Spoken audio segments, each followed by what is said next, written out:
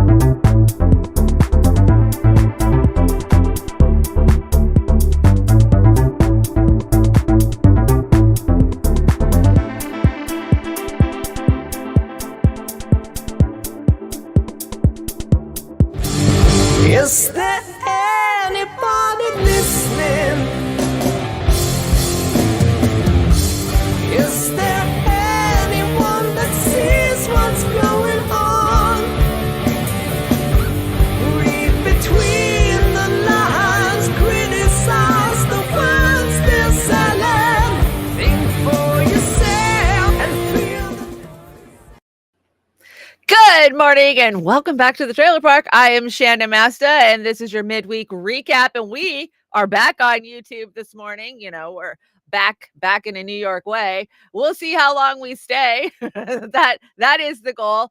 I'm in good company. So many of our brothers and sisters have been hit with strikes this week and shut down, demonetized, and thank you guys. You guys support us. All of you who came and found us on Rokfin and Rumble and Kick and X. That is the future, guys, for what it's worth. YouTube killed itself. And hi, YouTube. Stop killing yourself. Please stop killing yourself. That opener, I know it was heavy, but of course, that was Jesse Jett with his spoken word poems. I love it. I hope that it kind of goes under the censors because it's a poem, right? I don't know. We'll see.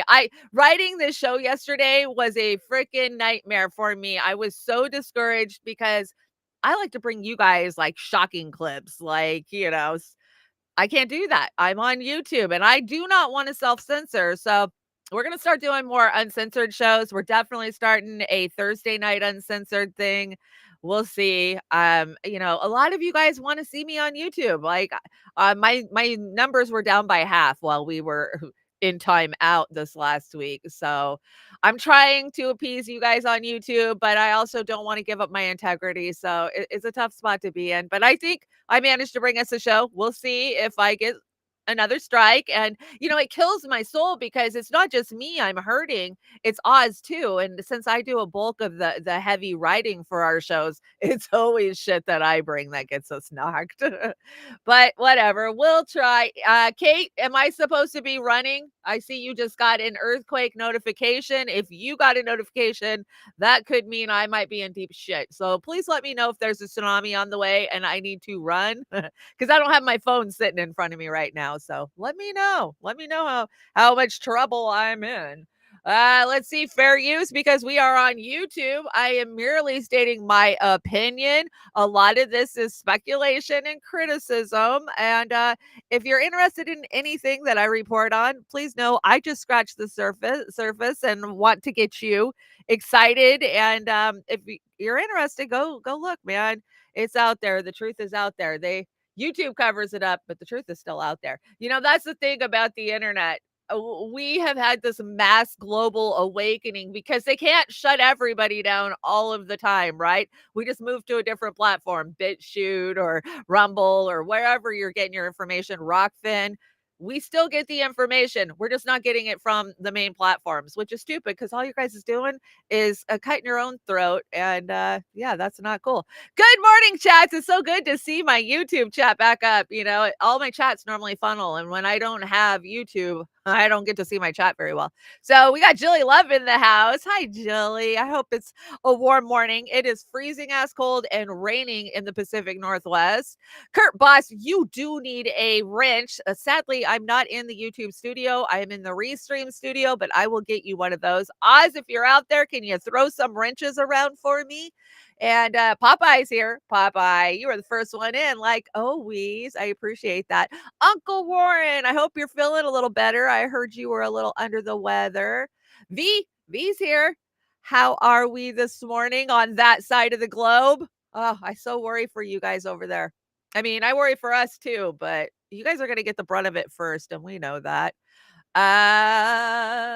Hey, buddy, your stream looks good and very interesting. I noticed something on your channel that I think needs to be amended. I love to chat with you about it on Discord. I don't do Discord.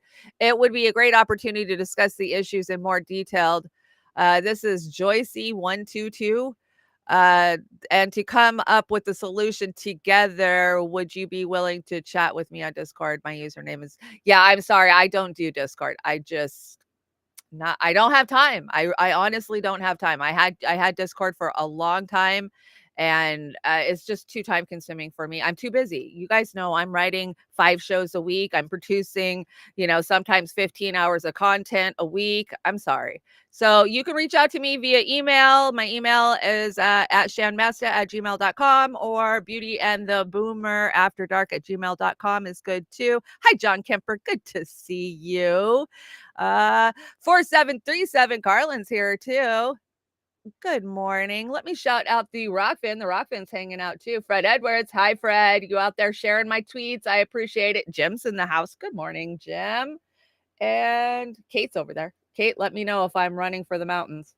There is snow on the mountains around me, so there must be snow at Shanda's mountains too. Yeah, I do have a mountain view. It's a beautiful mountain view, but yeah, the snow level is very low. I had to turn the heat on this morning, and it is a little cold. I'm a little concerned about the power bill. Hey, Denver Attaway, good to see you. Plane crashes into a car driving down the road. Dated, not, but not. Wow, dude. Yeah. Did you guys see that story of the pilot who decided to just off the whole plane because he was depressed? Like, there's some crazy fucking stories out there today. Good morning, Rumble. Oh, Ghost Star's hanging out on the Rumble. And PSA, fuck Israel. Yeah, I don't know if I'm allowed to say that on YouTube, but I said it, so I guess we'll see. Good morning, Kick. Kick is up too. Oh, Josie. Okay, you're over on Kick. Okay, my partner, he's a streamer, so he's over on. He does the Discord and all of that because he's a gamer. But yeah, I would love to. I always am open to talk about anything, like anything that we can help to do. You know, I do a lot of on the ground organizing. Well, I used to. I'm trying. You guys know I just did a meeting. Amber and I just did a meeting last month. And of course, we are up on X. I'm not going to shout out the X's because there's too many of them. I'm on my channel. I'm on Oz's channel. And X doesn't really get a lot of play, it seems like. You know, if it's trying to compete with YouTube, it sure the hell isn't it doing a good job. So I want to introduce my crow, Poe. I brought him back for the day. You guys love Poe. We haven't seen Poe in a long time, maybe 6 months, maybe 8 months, but I figure it's Halloween. Poe can hang out. You know, I love the crow. If you want to support me, there is links in the description box below, but Spot Fund's a good start, or buy me a coffee /Trailer Park. I appreciate it. Oh my gosh, this month is kicking my butt, especially with the YouTube community strikes. Right there takes down a week worth of earning money, and I earn my living $2.99 at a time. So if you guys can help me out, I appreciate it, and I love you guys so much for keeping me here. We are gonna celebrate our 4th annual Halloween party over at Beauty and the Boomer on Saturday night. Get in your costumes and meet us in the green room. If you want to come into the green room while we do the show with your costume, just send me or Oz an email, a DM on Twitter, or X is good too. However you normally reach out to us, there's a million different ways. And we'll bring you in the green room, and it's going to be fun. It's going to be a fun show. I've got my costume together. We've been working on the deck. You know, Oz is breaking out all of the heavy hitters. He's got so many great videos he's working on, great music. It's going to be fun. They've been so much fun in the past. Like last year we had Farron Franzak dressed as Nancy Pelosi, remember? And Amber was the bride of Chucky, and the chick that was the PM for like a week, Liz Fair, Liz whatever. That was hilarious. So, and come see all of the Halloween's past. We've got the scrapbook up. We've got some great costumes from so many of you guys, you know, Anthony and Snorky and Kate and Jilly. You guys have all shown up and dressed up in the past. So let's have a blast. Jax, your birthday is Halloween. Oh, I've always hated that. Yeah, I'm sorry. The birthday holiday thing, that's a terrible, terrible thing. I share my birthday with my brother, so I get it, because I never was kind of special. I always had to share it. But good news, Jax, we are doing our Halloween on Saturday, so it won't be your birthday. You can celebrate Halloween separately and save Halloween for your birthday. Okay, guys, let's get started. You know, I didn't do this day in history. Do you guys like this day in history? Let me know. I really haven't been doing it the last couple of weeks because I kind of felt like, well, I don't get a lot of playback on it, or, you know, a lot of feedback. So let me know if you want me to bring it back. I will bring it back, but let's get started with this piece of vile crap. And that would be Kirby, of course, out there saying, hey, people are going to die and it's okay. This is war. It is combat. It is bloody. It is ugly, and it's going to be messy. And innocent civilians are going to be hurt going forward. I wish I could tell you something different. I wish that wasn't going to happen, but it is going to happen. And That doesn't make it right. It doesn't make it dismissible. It doesn't mean that we aren't going to still express concerns about that and do everything we can to help the Israelis do everything they can to minimize it. But that's unfortunately the nature of conflict. Pete Moss says this administration has no regard for human life. The military-industrial complex, like the healthcare industry complex, makes more money the more people they kill. Good luck. World War III is good. Biden is doing a great job. Isn't that what we keep hearing? So I got to tell you guys, you need to go listen over on Rokfin to Garland Nixon and Scott Ritter. They did an hour podcast this morning, and they dropped some huge nuggets. Do you know that a bunch of planes have been shot down in the Ukrainian part of this war? Just this week, like a massive amount. And here's the thing, it seems to be some kind of new weapon that Russia is unveiling. These pilots had no idea that they had been locked on. They had no, until their plane was hit, boom, and they're ejecting. Like, that is the scary thing. You know, the little warning sign that goes off, you know, that you've been locked on. Come on. We all watch Top Gun. We all know, oh, it buzzes and lets you know that somebody's got you in their sights. And yeah, this new weapon, they get no fucking warning. And they've taken out a double-digit planes in Ukraine this week. So I think it's a great conversation. They point out some really important information, you know, that should just be common knowledge. Like the fact that Russia builds its military up to defend its country. We build our military up to make a fucking profit for Raytheon, Dynamic, Boeing, you know, we know all the names, Northrop Grumman. Anyways, when it comes down into an actual battle, who do you think is going to win? The people who've been charging, their own people $150 for a hammer, or the people that have been charging, bringing their hammer from home? Like, they make some really great points over there. And Jason Burmis was great this morning too. He really kind of dives into the Trump thing. He's a little heavy on the Vivek Ramaswamy crap. Ugh, that guy, come on. That guy's terrible. Anyways, let's keep moving. Let's see. Ding dong. Breaking, the Wall Street Journal reports that the negotiations for the release of 50 hostages fell apart because Hamas demanded that they deliver fuel to Gaza. Yeah. So, yeah, translation, the Washington, what am I trying to do? Well, the Wall Street Journal reported that negotiations for the release of 50 hostages fell apart because they refused Gaza a delivery of fuel as a part of the deal. And yeah, that's our arrogance is going to be the end of us, and we fucking know it, man. Our arrogance is going to get us. Did you know that Barack Obama, and I didn't bring a clip of this or anything because I haven't seen it yet, I've only heard about it. Apparently Obama penned a letter saying that, hey, you guys are really fucking up because you are turning the whole world against you. And that is the truth. That is the truth. The world is seeing what Israel's doing. Now, because we're on YouTube this morning, I'm doing my best to not trigger any, I don't know. You feel like, okay, as long as you're not saying this and you're not saying that you're okay. But you never know with YouTube because they don't give you an actual definition of what you did wrong. They give you no explanation. Just like, here's a 2.5 hour show. Somewhere in this show is misinformation. You figure it out. That's the way it rolls with YouTube. So I don't know.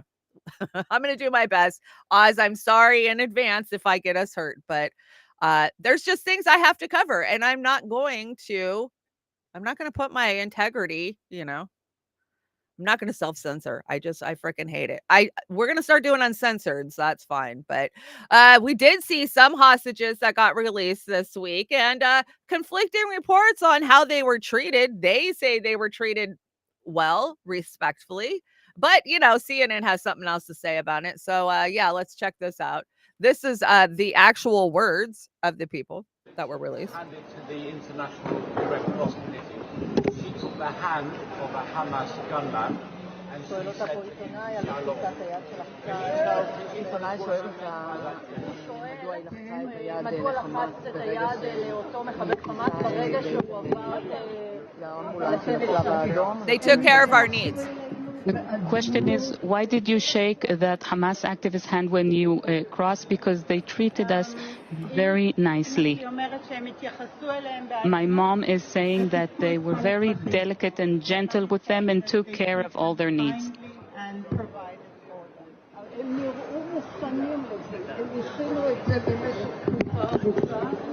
They seemed really prepared for it. They had concealed it for a long time.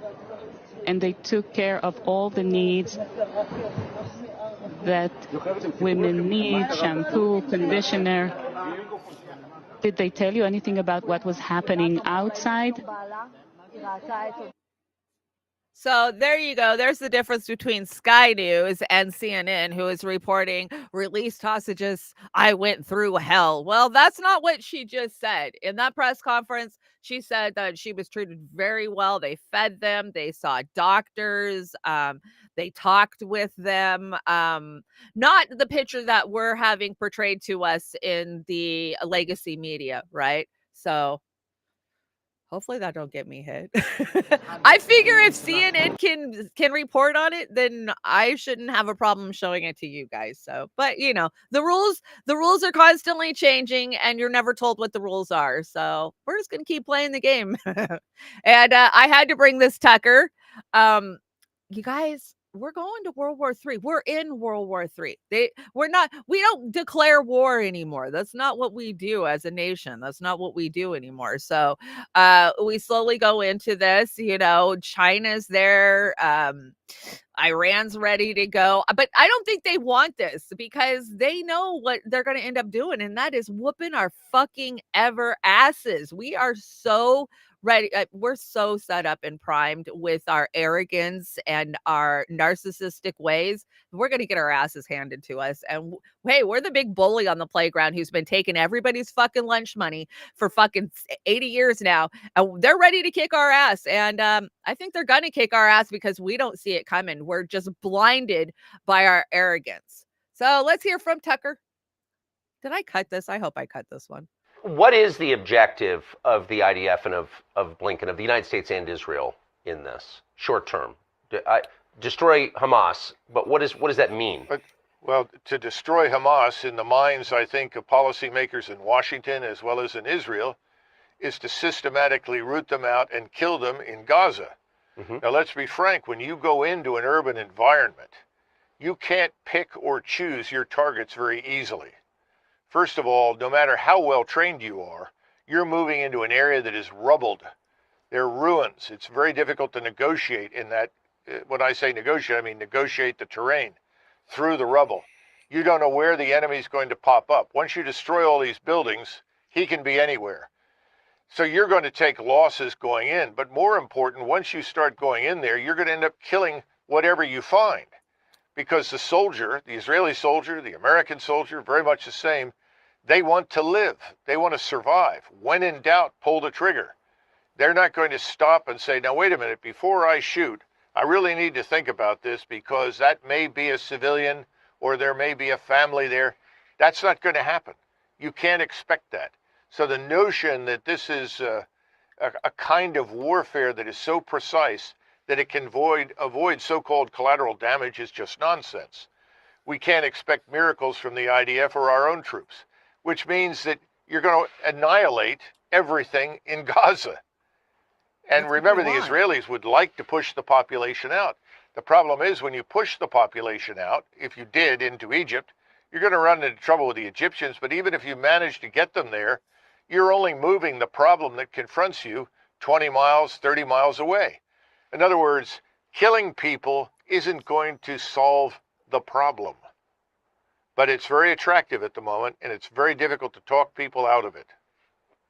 Do you believe American troops will be engaged, physically present in the invasion of Gaza? I'm sure they will, because we have American citizens who are hostages. And we've already made it clear that we will assist and support the Israelis in freeing those hostages. So I love McGregor. I love Scott Ritter. You want to know what's actually going to happen on the battlefield? Go to people who've been on the damn battlefield, not these mouthpieces that talk for the state fucking department, you know. And they are saying some very horrendous shit, like we're about to get our asses handed to us. And when you look at it, you understand why. We have been a for-profit war machine. And yeah, we've got some sophisticated toys, but so does Russia, so does Iran, so do so many of these places. Definitely not Ukraine, but you know, which we haven't even been talking about Ukraine. When was the last time you heard anybody cover Ukraine in the last 3 weeks? Not happening at all. The IDF, we know the IDF is a majority young kids, right? Young hip hop urban type of kids. They're not trained in hand-to-hand guerrilla warfare to go into Gaza after it's been decimated the way it is. Yeah, they're going to end up just killing anything that comes at them. I didn't bring it, but did you guys see the stupid testimony with the brick? This brick is a terrorist. This brick is a brick. Like your bullet is a bullet. There's a huge fucking difference between the two. It's just disgusting how our war machine government is just ready to go. You know, there's a saying that they say, the people get the government they deserve. Yeah. As a whole, we fucking deserve this disgusting, corrupt, warmongering government that we have because we don't put an end to it, right? I mean, we might march around and a bunch of us might get arrested, but the day moves on. The next story, the next CNN story is already lined up and ready to go. We're not very effective with our protesting tactics anymore, right? This isn't the 60s, you know, but we could take a cue from the 60s. They did sit-ins. They did, you know, we don't do that type of shit. The best thing I've seen all freaking week is Hillary Clinton getting accosted and heckled, right? But here's the thing. We need to be strategic about those. I love what Jose Vega does. And Russell from Due Dissidence was out there. You know, they went after Rachel Maddow and Ben Stiller. And here's the thing, though. We need to go into those meetings and we need to be coordinated. There needs to be 30 of us all freaking clumped around that person. So when they pull one person out, there's another person there to pick up the flag and keep going. So, you know, that we just keep going, keep getting the information out there, keep smacking them in the mouth with the truth, because that's what we got to do. We have to arm ourselves with talking points and the truth and smack them down when they're on stage. You know, for as much as Hillary got heckled that day, I don't think she got smacked around much. She lives in her fucked up little bubble where the reality is whatever she says it is. And this is the bougie, war hog gated community that always sits in this damn bubble. So smack them around with truth. That's what we need. Revolution would be so sweet. Yeah, but you know, they're trying to divide us more and more every day. And they do. It works very well because they've got that down pat, man.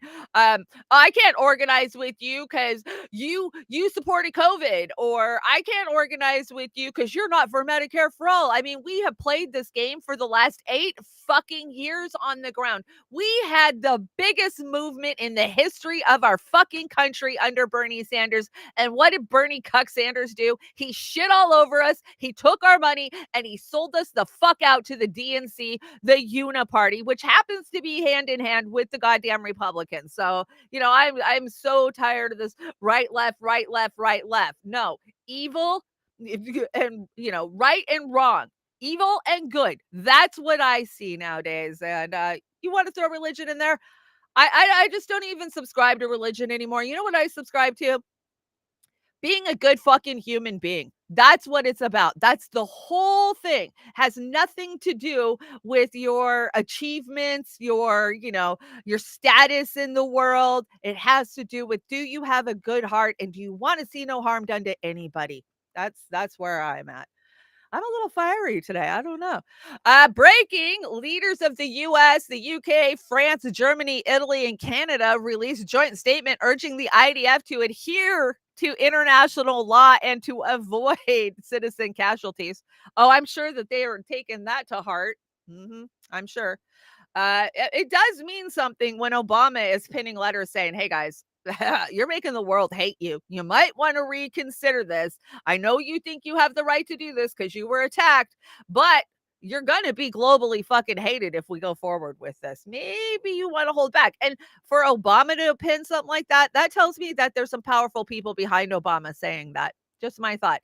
Yes, Rad Angel, DC, March for Palestine, November 4th, 2:00, Freedom Plaza.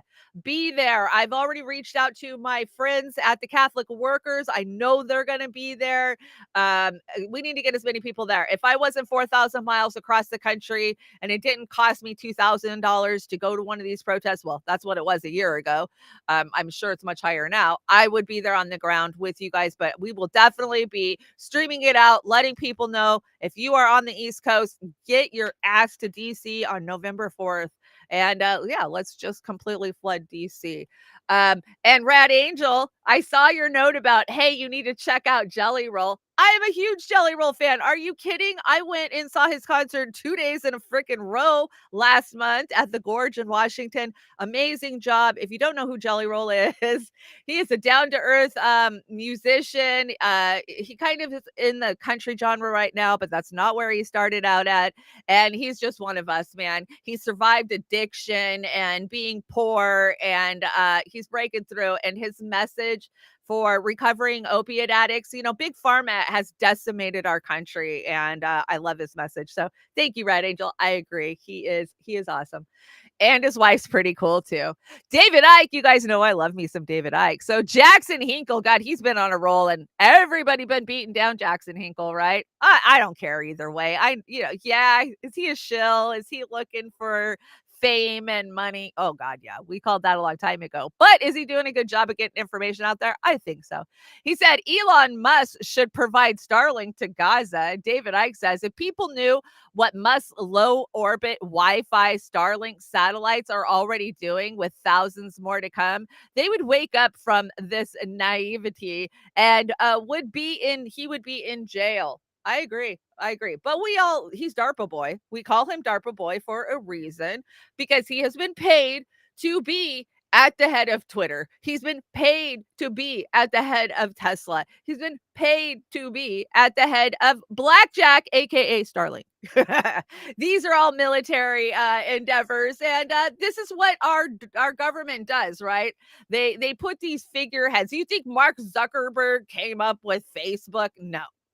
No, he was planted there, and it is a huge psych op to get you to give the government your information. And we've known this for a long, long time. Moving on, Fetterman. Why is anybody listening to what freaking John Fetterman has to say? Let's see. What does he say? So Fox News tweets out, JD Vance criticizes memo calling for Israel and Ukraine's aid to be split up. Oh, the Republicans are complaining about the aid being split up. But Fetterman says, fuck that. And yeah, this is what happens when you click on Fetterman's link. It just says he circulated a memo calling for Israel and Ukraine's aid to be split. Oh my God, that just pissed Fetterman off. That aid needs to be split. No, all that aid needs to go to Israel. Like, what in that? There should be no aid. We have spent, what, $1 trillion? Come on, let's be real. We've spent $1 trillion on fucking war in the last goddamn 18 months. And yeah, he's upset that they're going to split the aid. Not that they're giving them the aid. Fetterman, we all know you bumped your head, but you definitely bumped your head on this one. And Libya with Gaddafi and Libya with American democracy. Yes, that's what American democracy looks like. And we want to bring it to half of the globe, right? And the other half just work for us and give us their money. Jimmy Dore's back, guys. I bet you're happy. Are you happy? I'm happy that Jimmy's back. I see a lot of bitching in the chat in the last couple of weeks, But hey, the man's got to go out on the road. He's got to make a living, because contrary to what everybody thinks, we don't get paid very much for these channels. I know Jimmy makes a lot on the super chats, right? But it's still not enough to pay all your bills. So he's got to get out there, get on the comedy circuit, and so that way you guys can come see him. But in the meantime, he needs somebody to be doing his show, because if you're not putting new content into the YouTube algorithm every single day, every single week, then your numbers drop off. They start taking your viewers and your subs from you. So Mr. Craig Pasta Jardula, one of our best friends, has been sending the seed for him. And I think that Pasta's been doing a great job hosting Jimmy, but I'm glad to see Jimmy back. So, of course, they had to cover Dave Chappelle. Dave Chappelle dropping some truths on stage this last week and getting some heckling pushback from the crowd. And it turns out that the crowd pushed back and heckled the people heckling him. So here, let's hear from Jimmy and Kurt and Pasta. We are hearing reports, rumors that, what did you hear about Dave Chappelle? Did you hear this? He said something about, the thing in Palestine that they're doing right now. And somebody was like, F you. He goes, no, you shut up. And $1 billion of our dollar. He made a pretty good argument, actually. And it wasn't some overwhelming, they all hated him. It was somebody was mad because he brought up Israel, Palestine, what's happening. Someone got mad. Yeah. He told him to shut up. Yeah, they had a little and they back had a little back and forth. And then they walked out of his show. Yeah, part of the crowd was yelling "Free Palestine," apparently. Also, really? Yeah. So it was they're splitting Dave Chappelle's audience. His crowd formed two states. So I just want. So this was the joke. So this special, he got in trouble for his trans jokes, but I remember, man, that's a badass looking suit too. He always looks good on stage, and but here he is. What now? Remember this joke? I can't believe he didn't get canceled for this. Was the joke? I thought as I'm watching this with Steph, and I'm like, what the f? He can't. They're airing this on Netflix. Yeah. Watch this. This is what I'm talking about. And it made me think of an idea for a movie. It sounds dumb, but hear me out. Turn it up a little more. In my movie idea, we find out that these aliens are originally from Earth. That they're from an ancient civilization that achieved interstellar travel and left the Earth thousands of years ago. Some other planet they go to and things go terrible for them in the other planet. So they come back to Earth, decide that they want to claim the Earth for their very own. Pretty good plot line, huh?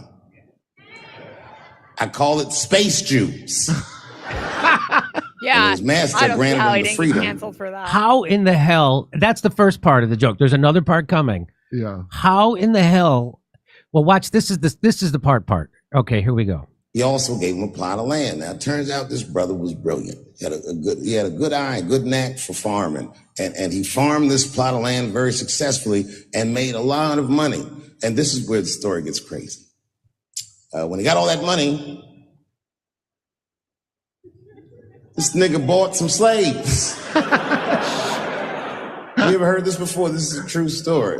Not only was he a slave owner, he became a slave breeder and employed tactics that were so cruel, even white slave owners were like, yo, my man. He was a wild dude, but he did it just because that's what successful people did at the time, and he just wanted to be down. What a fucking tragedy.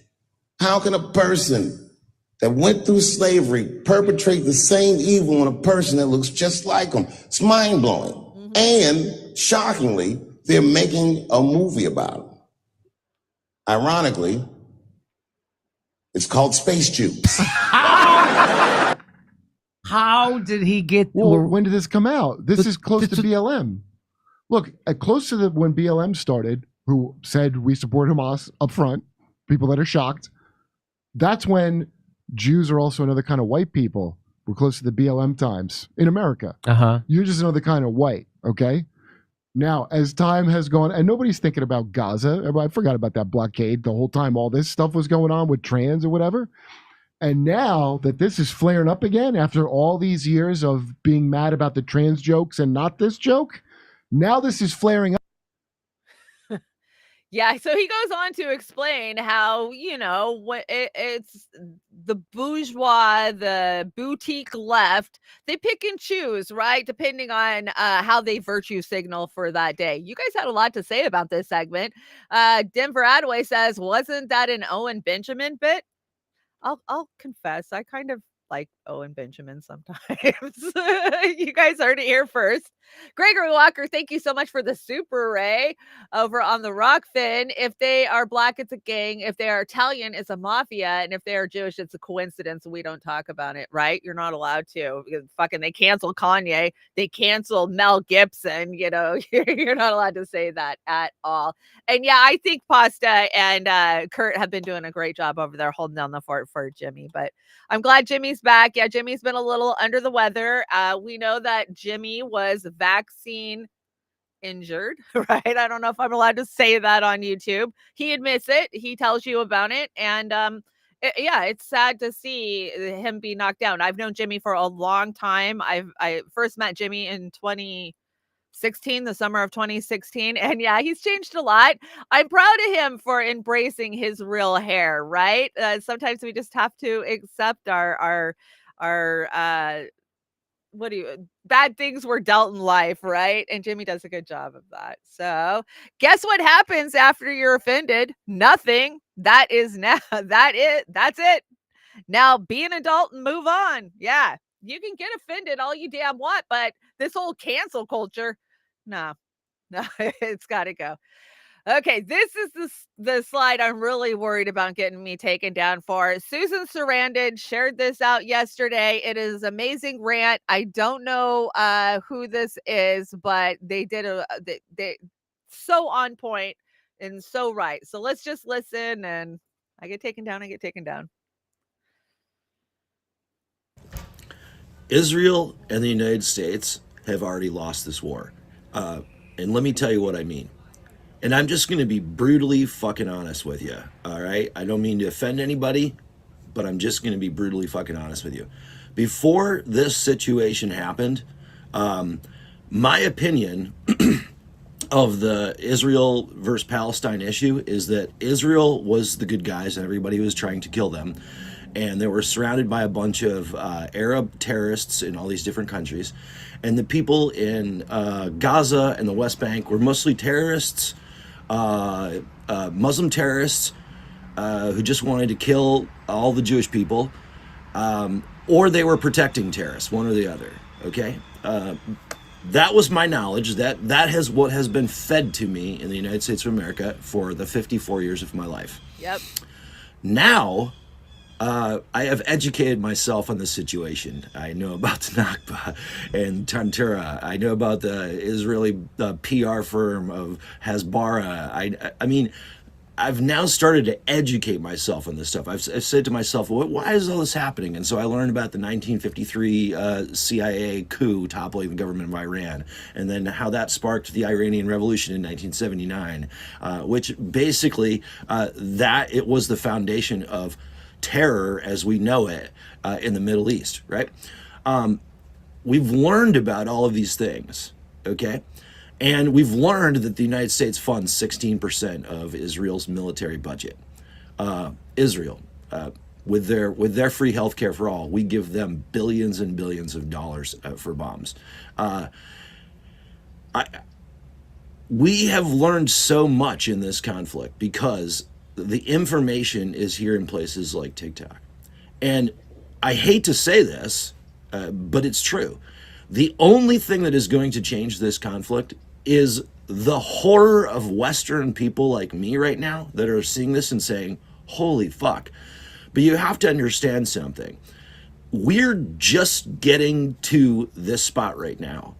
And what we're seeing is that the Palestinian people have been undergoing this for 75 years. This is no different than anything else that they've gone through for 75 years. Entire generations. Okay? What's different about it this time? Westerners are finally speaking up. And unfortunately, that's the only thing the Palestinians can do to get their message out to the world, because the Zionist Israelis have they have a hold on the information networks and always have. That has now disappeared. And they're still trying desperately to frame the narrative on social media, but now people are seeing through it. Now we have things like TikTok where we can screenshot Israel's statements that they put out where they claim that they did bomb the hospital, and then we can see them delete them, and then we can see them come up with a new one that's this is a video, and then we can prove that the video is fake, and then we can follow everything that's happening. All we got to do is open our eyes and start looking, okay? And so this is what's going to happen. Israel's money is going to dry up from the United States. Right now, there's one thing that unites Democrat and Republican politicians and media in the United States, and that is the support for Israel. That's what it is. Unfucking believable that there's nothing else that Republicans and Democrats are aligned on. America is in bed with the Zionist Jewish lobby. And we see that now. And we are going to dry that motherfucking funding up, let me tell you. It may seem like, we've been trying to do this for years and years and years and years, but it just never works. Yeah, it's going to work now because white people like myself are finally fucking telling the story of the Palestinian people. That's what's going to fucking happen. And it's gross. It's disgusting that that's what it takes. But it's here. And we are going to fucking hold them accountable. Like I'm telling you right now, I've made a solemn fucking promise to myself and here vocally on TikTok. I will never vote for another politician under any circumstances who supports the funding of Israel. Period. I'm just one guy with a small platform. But let me tell you, there's more of me and more of me and more of me. And I'm going to keep educating people and they're going to keep educating people. And we're all going to just fucking say, we will no longer vote for anybody who funds Israel. And I'm telling you, when that fucking happens, the state of Israel that you know of today will cease to exist. It will either adapt and make peace, or it will be destroyed because they won't have any fucking money anymore. Because the only reason Israel is alive today is because of America's money. Period. That's the reality of the situation. And so how do I see this ending? Not only with a marked change in what Israel is right now, but the freedom of the Palestinian people. And then I see this influencing many, many, many other revolutions across the world, just like the American Revolution did, right? That's what's going to happen. People are waking up, and I can't wait for it. Kurt says, Kurt says, anti-Semitism is rising. And I, as a Jew, as a self-loving Jew, I love my Jewish brothers and sisters. I love all my Jewish family. And I don't conflate the Jewish people with the Zionists. I absolutely have never done that. And I never will, just to be clear. But I think he's right about drying up the funding. It takes more and more of us to wake people up to the reality and the truth of it. And, I wish there was a way that we could separate it, because it needs to be separate, Israel and the Jewish people, for sure. So let's talk about TikTok and what we're seeing on TikTok. And I brought this clip. Let's check it out. In my frustration last night, after seeing the 100th child blown to bits in Palestine, I decided to check out the location tag of Tel Aviv on Instagram just to see what the people of Israel were dealing with. And the results were quite telling. As you can see, they're hanging out, they're taking selfies, they're ordering sushi. This is a photo from the beach. They're having little performances in boutique hotels. I was genuinely shocked by what I saw, and you can go look too. Go look at Tel Aviv's location right now, and watch all the stories of people. It's really, really shocking to see it in comparison with what is coming out on the ground from Gaza, 40 miles away.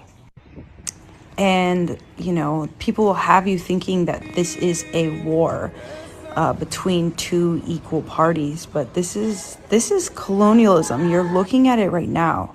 Everyone seems to be having a great time while there's a genocide happening 40 miles away from them. She's right. She's absolutely right. If you're born in Gaza, you are born dead. You are not allowed to leave. You are not allowed to have a life. You're not allowed to you're allowed to watch the rest of the world on the internet, but you're not allowed to participate in the rest of the world. While 40 miles away, they're just living their lives the bougie way. Yeah, that last one, I know. Oz is probably shitting his pants right now that I played that. Sorry, Oz. I'm sorry. It had to be done. Joe Biden hates black people, aka Nico House, says, so Twitter X has decided to ban me in the search suggestions, and the apps can't tell me if I'm shadow banned due to technical difficulties. We know what that probably means. This is Elon's new free speech Twitter.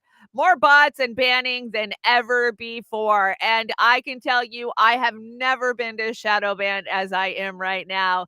The type of banning causes an account to not populate, not search suggestions, and people searching for results when it searches for your name will not find you.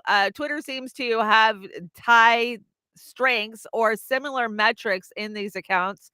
While an account may be suggested to users you are strongly tied to, it may not be shown to others, right? So do you guys feel that way, especially all my peeps out there on Twitter?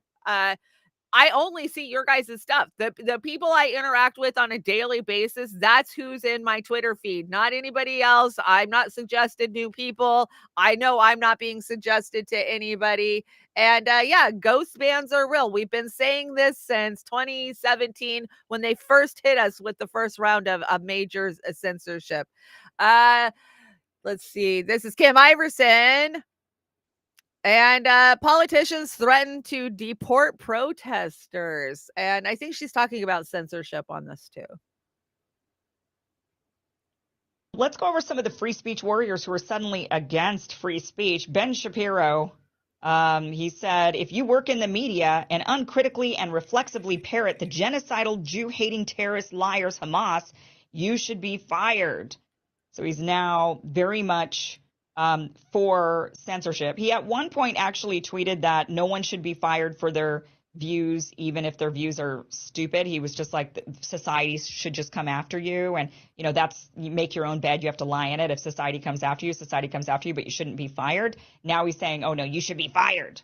So he's definitely, we figured out what the cause is that makes him suddenly go from free speech warrior to no longer in support of free speech. Dave Rubin is the same way. Here's somebody who's built his entire career and fame off of being a free speech champion. We should be able to discuss ideas. He talked about the oppression Olympics and how it's one group that claims they're victims versus another group who claims they're victims. And that sounds really darn familiar in this particular situation, doesn't it? Everybody says they're a victim.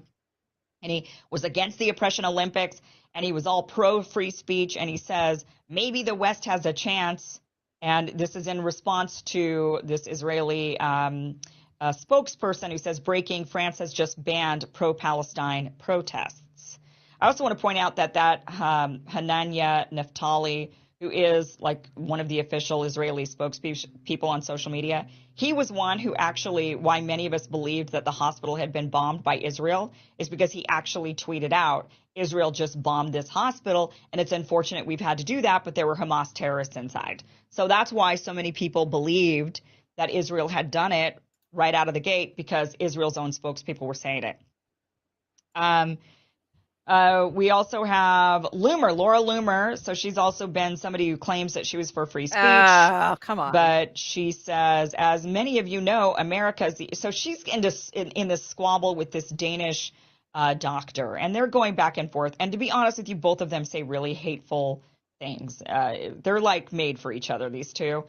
And so she's going against this doctor, and she's saying, as many of you know, America is the only country with the First Amendment, but it is not the case in other countries, especially not in Denmark, where Dr. Lupus is a practicing physician. I suspect she will be losing her medical license soon.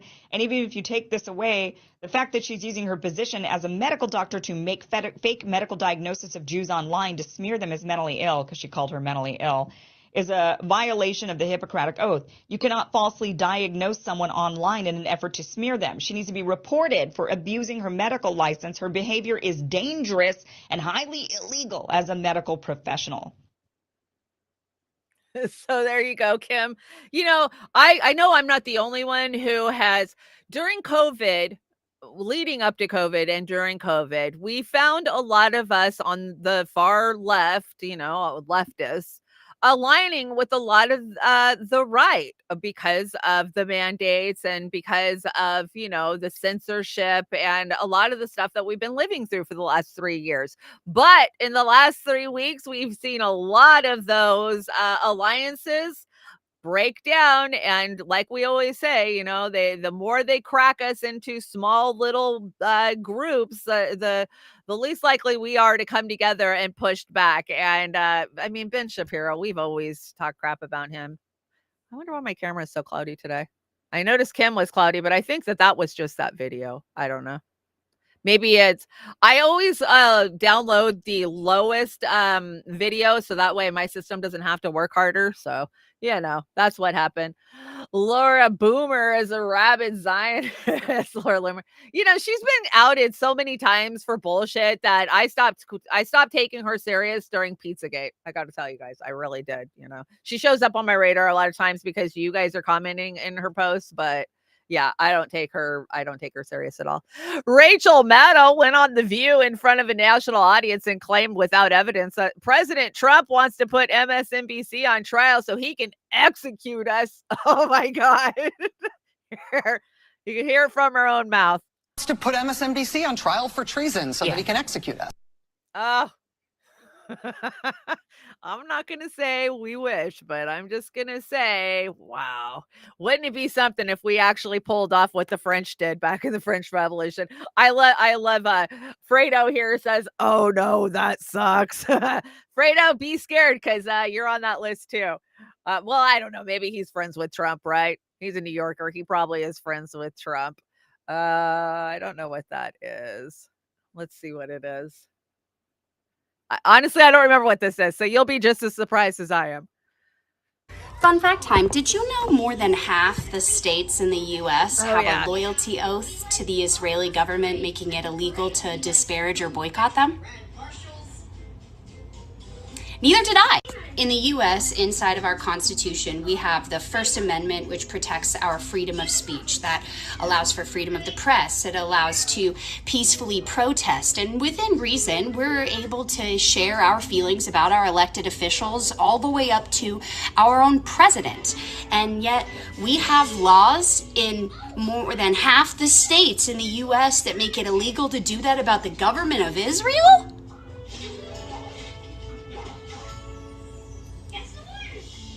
I want you to think about that for a second. In our country, they made it illegal in more than half the states to be critical of another country's government. Contracted workers in these states literally have to sign this pledge. Let that sink in.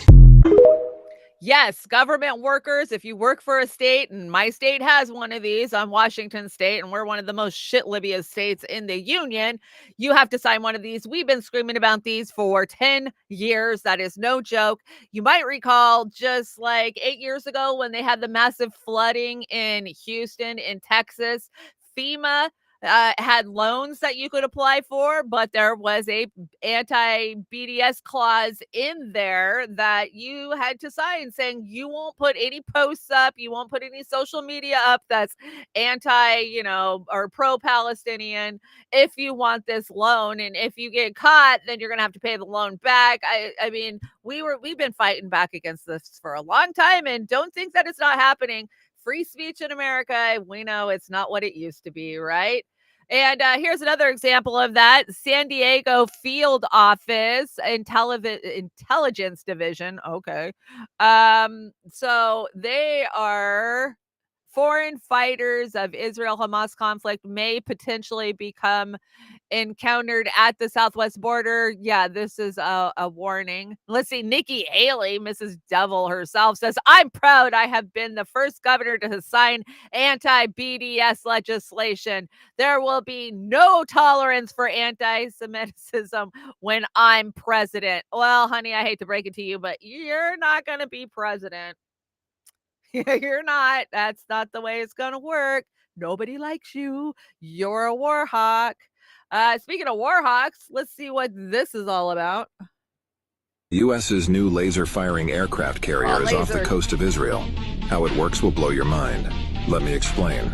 This new technology operates with unbeatable precision, like a laser pointer. What sets it apart is its pinpoint accuracy, allowing it to target specific areas like a ship's engine without causing damage to the other parts of a ship. What's truly remarkable is its stealth. Not only is it silent, but it's invisible. If enemies are hit, it will come as a complete surprise. The lasers can obliterate moving targets on land, water, or in the air. But how does it actually work? This laser weapon system generates a precise infrared beam from a solid-state laser array. Its key advantage lies in its lightning-fast response, as the laser travels at the speed of light. If there's any threat, they'll be gone in less than a second. These lasers can fire multiple shots without the need for traditional ammunition, offering a significantly lower cost per shot. Yeah, lower cost per shot because each one of those missiles is costing the U.S. government, aka us, a shit ton of money. So yeah, this will come in handy as long as it's not cloudy or raining. But I just thought I'd let you know that, yeah, our new laser technology is on the aircraft carriers that are now sitting in the Mediterranean.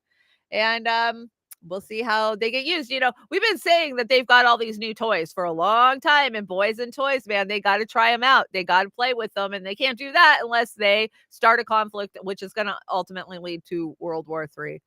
I spent a lot of time the last couple of weeks looking at the weaponry that we have and the weaponry that other countries have, say, like China and Russia. And for as superior as we think we are, when Russia, China, and Iran come together, Iran, we are screwed, guys, I got to say.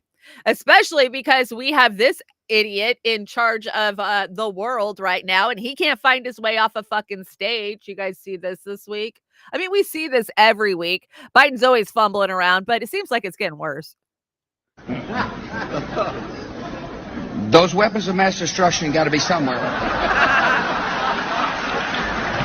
Nope, no weapons over there. Nope, no weapons over there.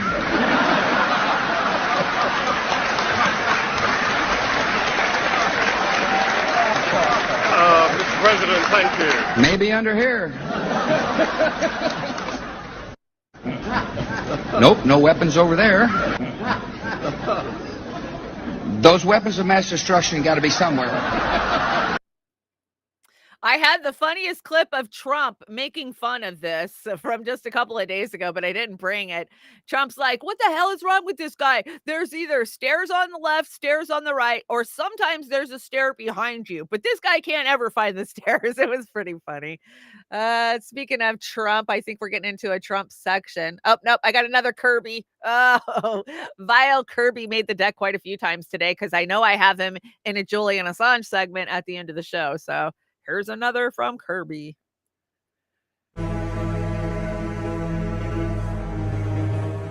When you think about it. Don't you think President Biden needs to play a role towards peace instead of saying that he could handle 2 wars at a time? Does that give a good impression to fight 2 wars at a time instead of working towards peaceful things?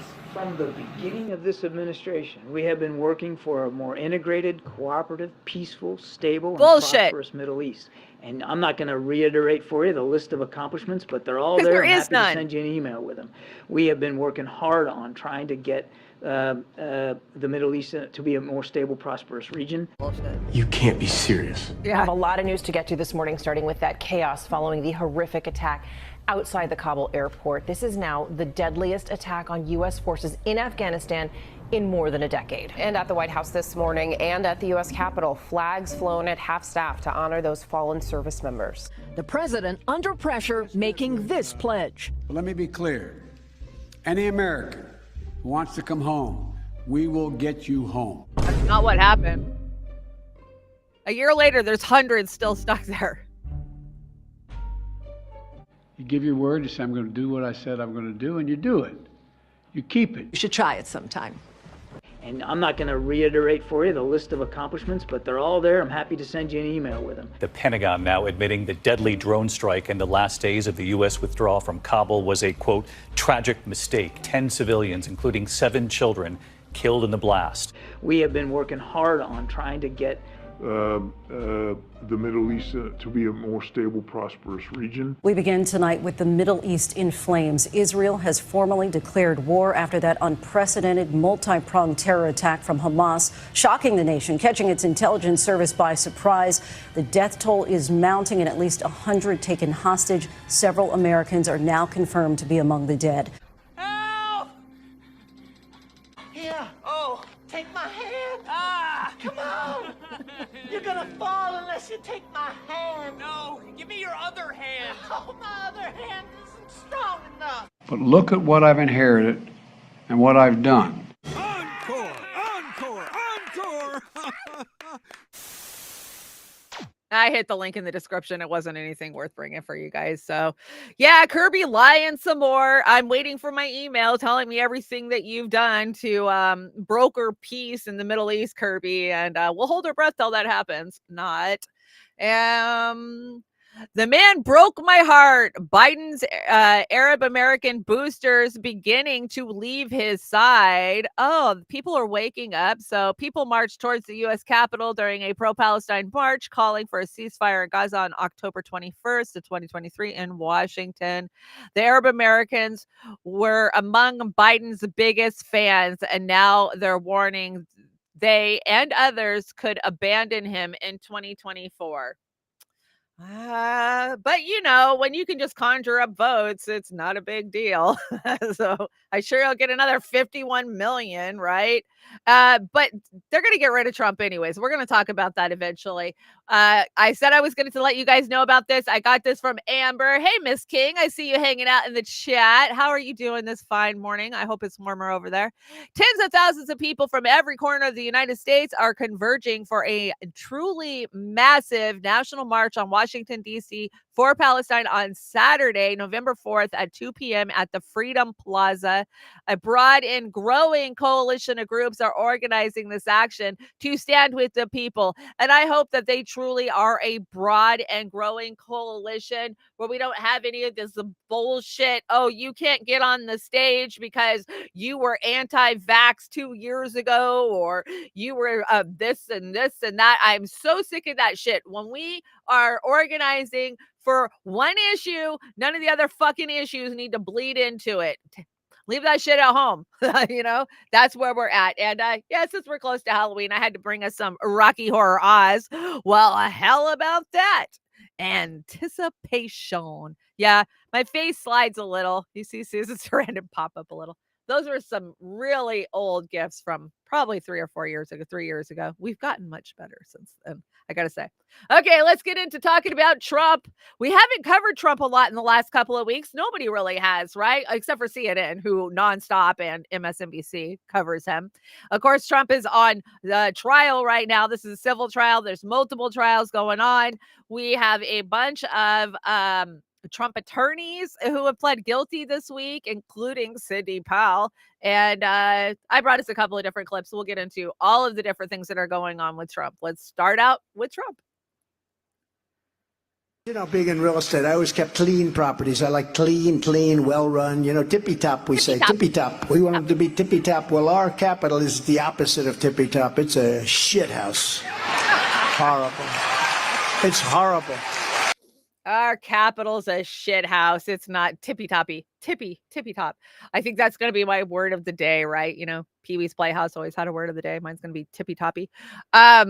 When it comes to Trump, so much crazy shit is going on. But last night I watched the Gotti special over, it's called Getting Gotti or Got Gotti or something like that. And they go and they interview a lot of the players because it's been 40 years now since the state of New York and the FBI and the Department of Justice decided to take Gotti down, right? And I was thinking as I was watching this, Trump had to know Gotti. Trump was a titan in the 80s in New York, right? And Gotti ran New York in the 80s. And I see so many similarities between the two, right? The huge egos, the huge narcissists. But I think Trump's a little bit smarter than Gotti. I would have never said that to you 8 years ago. I would have never said that to you 6 years ago. I wouldn't even have said that 3 years ago.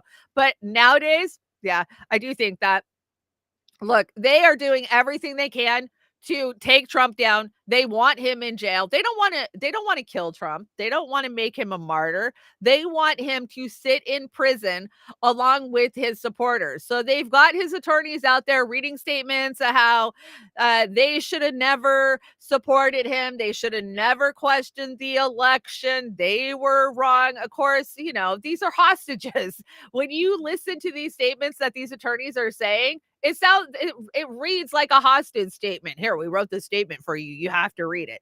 But one of our old favorites, Mickey Cohen, was back in town yesterday to spill the goods on Trump. And here's a press conference with him. Former President Trump is back in a Manhattan courtroom, this time face-to-face with his former personal attorney and fixer, Michael Cohen. It is the first time the two have been in the same room together in 5 years. This morning, Cohen said he was looking forward to the reunion. Trump, before entering the courtroom, called Cohen a proven liar and a felon. Eyewitness News reporter NJ Burkett live outside that courthouse in Lower Manhattan. NJ? That's right, Sandra. The two men are pointing fingers at one another. You know, we've been saying this for weeks. Donald Trump does not have to be here, but he seems determined to face down Michael Cohen, who is arguably the star witness in this case. Now, Cohen is making no bones about it. He told reporters today that he is, in his words, yes, looking forward to the reunion, end quote. He's not been face-to-face with Trump in 5 years, not since Trump turned his back on Cohen, after Cohen became the target of a federal investigation. And yes, he later served time in federal prison. Prosecutors believe, though, that Cohen holds the keys to the kingdom and will testify that Trump routinely lied about his assets and his net worth to impress Forbes magazine, and lying to banks and insurance companies to make deals and to get big loans. Well, Trump insists it is Cohen who is lying. Cohen insists that the only time he ever lied was to protect Donald Trump. This is not about Donald Trump versus Michael Cohen or Michael Cohen versus Donald Trump. This is about accountability, plain and simple, and we leave it up to Judge Engoron in order to make all the determinations on that. He's a liar trying to get a better deal for himself, but it's not going to work. This case, by any other judge, this case would have been over a long time ago. We did nothing wrong, and that's been proven. Yeah, I don't care what you have to say, dude. I was just listening to Trump. This case, Trump got hit with a gag order last week because he put a post up of the court clerk with a picture of him with, who was it? Oh, come on, brain, kick in. Anyways, the judge said, it was Chuck Schumer and the court clerk. And Trump posted it and said, Chuck Schumer's girlfriend. Oh my God, the judge had a fucking conniption. You can't do that. You can't attack the officers of the court. I'm going to put a gag order on you. If you don't remove this and if you don't stop talking about this case, I'm going to hold you in contempt. Well, come on. You think Trump gives a shit? So he took it down. He did take it down from his personal True Social. I've only been to True Social like once or twice, and I'm like, okay, it's a bunch of Republicans hanging out together. It's Republican Twitter is what it is. And apparently he didn't take it down from his campaign website, and the judge caught wind of it and slapped him with a $5,000 fine. Who gives a crap, right? I mean, you think Trump gives a crap? I don't know. Let's hear from Trump again. Voters well, and they are concerned when they look at what they see in the House, in the Hill, in the chaos. What is your message to Well, I think it's going to get solved, and when it does, it'll be a beautiful thing. Oh, this is about the House Speaker. It'll teach a lot of people about democracy. That happened once before. It's very tough with the 4 votes, with a 4-vote spread, but something's going to happen. It'll be positive. It'll end up working well. I'm staying above it. I have to right now. But I've spoken to just about all the candidates, quite a few of them, and they're terrific people. That 4 threshold is very tough. It's a very tough thing, no matter who it is. I said there's only one person that can do it all the way. You know who that is? Jesus Christ. If Jesus came down and said, I want to be Speaker, he would do it. Other than that, I haven't seen anybody that can. Oh, God help us. We're so screwed. I think we're going to have somebody pretty soon. We are so fucking screwed, guys. Trump wants Jesus Christ to be Speaker of the House. At this point, he might have a better chance than any of the Republicans like Jim Jones and McCarthy that they put forward. We're hearing a lot of rambling about Cheney. She wants to be Speaker. Okay. Well, she wants to be president too. So, I see we got a Sabby Says. Oz must have snuck into my deck in the middle of the night. Let's see what Sabby says. I haven't watched this, so I don't even know what it's about. How Richie is full of it. This isn't just about October 7th. Richie Torres had made statements against the Palestinian people for years. This is not new. This didn't start just with this war. So people have seen a pattern with Richie Torres where he'll call out any other country, any other group of people, but he unequivocally will stand by the state of Israel because that is who is funding Richie. That's why. That's who's funding you, Richie. That's why you have the views that you have. This guy is the sellout of the sellouts. He is a clown. He's one of those people that ran for office and said he was going to fight for these progressive issues. And the moment the money was thrown his way, he sold out like a cheap suit. Yep. And blocked everybody who called him out for it. That's who Richie is. Yep. Richie has not come out to say before this interview, when he was pressed to do so, Richie has not come out in favor of the Palestinian people, the innocent Palestinians that have been killed. Never has. Never has. The only reason he's saying something now is because one of his own colleagues from the Democratic Party is calling him out about it. So this is the divide I was telling you about that you're starting to see within the Democratic Party, where some of the more, so they call themselves progressives, I call them regressives, where those members have a different stance on this issue than some of the other Democrats.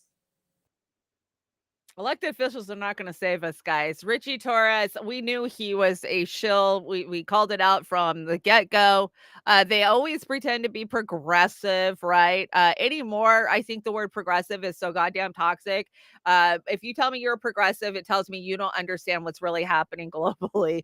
And are we shocked? No. What's funny is watching him block everybody who calls him out, though. If you even post anything from what is it? What is the website? Secrets.com, where you can go see their funding. If you even put up who's funding him, he blocks you. That's what they do. Yeah, we are super screwed, guys. Politics is not going to stop this. Everybody in that fucking building wants war. Everybody supports Israel. Why? Because they got their free timeshare and their free trip to Israel, and they get that AIPAC money every election that they need, and they don't work for us. They work for each other. They work for those in control. I told you I had a Liz Cheney clip. Here we go. Let's hear from her. Is she really serious? Oh, yes, she's always serious. Because I think that we could well find ourselves in a situation, given what we know the Trump folks are doing in terms of attempting to question the results of the election. We don't want a situation where the election is thrown into the House of Representatives and Donald Trump has any possibility at all of prevailing under those circumstances. So we've got to elect people who believe in the Constitution and who take their responsibilities seriously to Congress. So I'm going to be spending a lot of time doing that, in addition to other things. But you're not ruling out a presidential run? No, I'm not. No, I'm not. Can you say that again? Just the way you said it. But you're not ruling out a presidential run? No, I'm not. Okay. Do you want to see something really scary? Sure. I am Dick Cheney. I proudly voted for my daughter. I hope you will too. Ugh. All eyes were on Wyoming last night when Congresswoman Liz Cheney was defeated in a landslide. Well, about last night, you lost by approximately 37 points, a greater margin than even polls had predicted. Here you go. It's Harriet Hageman. The margin is almost 2-1 over Liz Cheney here. What's basically happened here is what the polls suggested was going to happen, is what we've seen in other races like this with Republicans who supported impeaching Donald Trump after January 6th. Liz, you're fired. Get out of here. Get out of here. Are you thinking about running for president? That's a decision that I'm going to make in the coming months, Savannah. I'm not going to make any announcements here this morning, but it is something that I'm thinking about, and I'll make a decision in the coming months. I am trying. Hello, that's a damn problem. Stop trying. Surrender.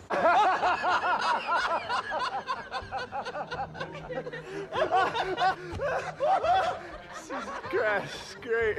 Encore! Encore! Encore!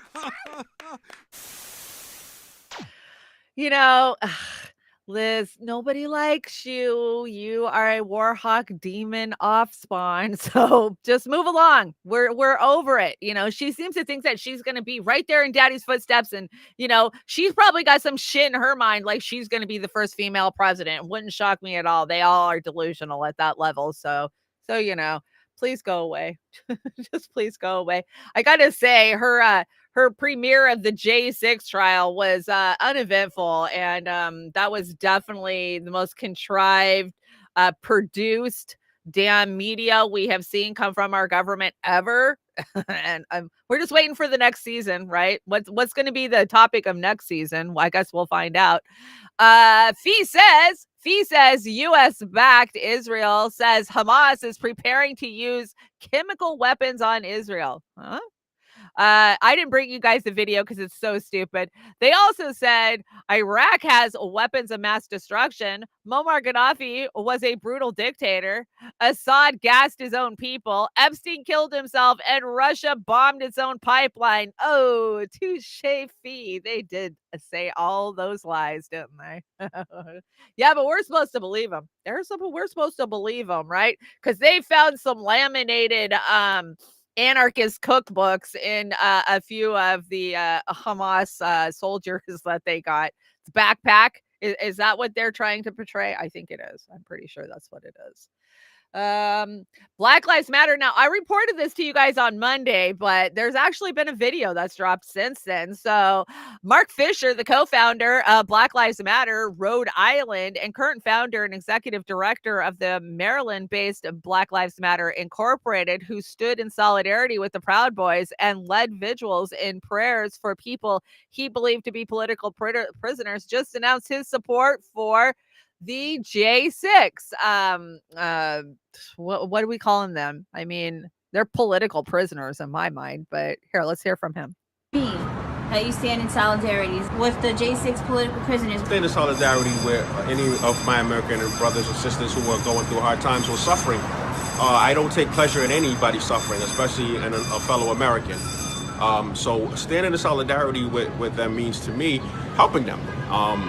Standing hand in hand with them and putting all biases aside, all political respective boxes, all political parties and partisanship aside, ideologies aside, because the future is collaboration and the future is allyship. Yes, I agree with that. The future is allyship. The quantity of explosives that have been dropped on Gaza has exceeded 12,000 tons, equivalent to the size of the nuclear bomb that dropped on Hiroshima. Oh my gosh. That is a terrible fact, isn't it? Terrible fact. Let's see. What if I told you that no matter how much information you share with your friends about the corrupt government, our liberties disappearing, 97% just won't care until it's too late. And only then will they wonder how we allowed this to happen. Oh, open secrets. Thank you, Go Start. Open secrets. Yes. So true. So true. You guys know everything. Like I just have to come in here and ask you guys if you tell me.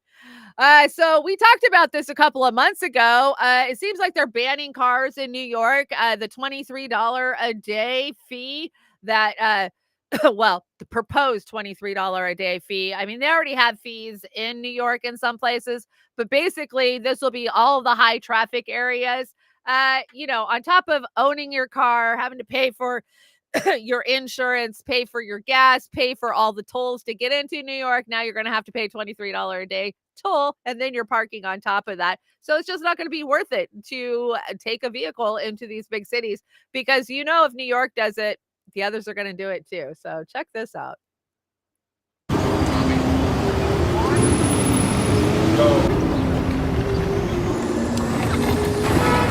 Being stuck in traffic is about to get way more expensive. Way more. New York City is moving forward with congestion pricing. You're looking at this, and this is good traffic. This is good traffic because we're going forward. Manhattan's new toll zone covers all of the routes into the central business district. The final price of the fee isn't set yet, but the city is working within a range. When you quantify the cost of the congestion in our city, $20 billion a year. And it's a shame because it is really an assault on small business owners. It's an assault on those that are traveling into the city to work. Congestion pricing. You think it's going to be good or bad for New York? Definitely bad for New York. I wouldn't be surprised if somebody rips down those monitors. Really? You think so? Yeah, most definitely. So what in the world is congestion pricing, and why are some people really upset about it, and why are some people really excited about it? Well, you see all this obnoxious traffic? Congestion pricing is going to be a toll on folks who want to drive their car in this part of town. And this is going to radically change how New York City operates.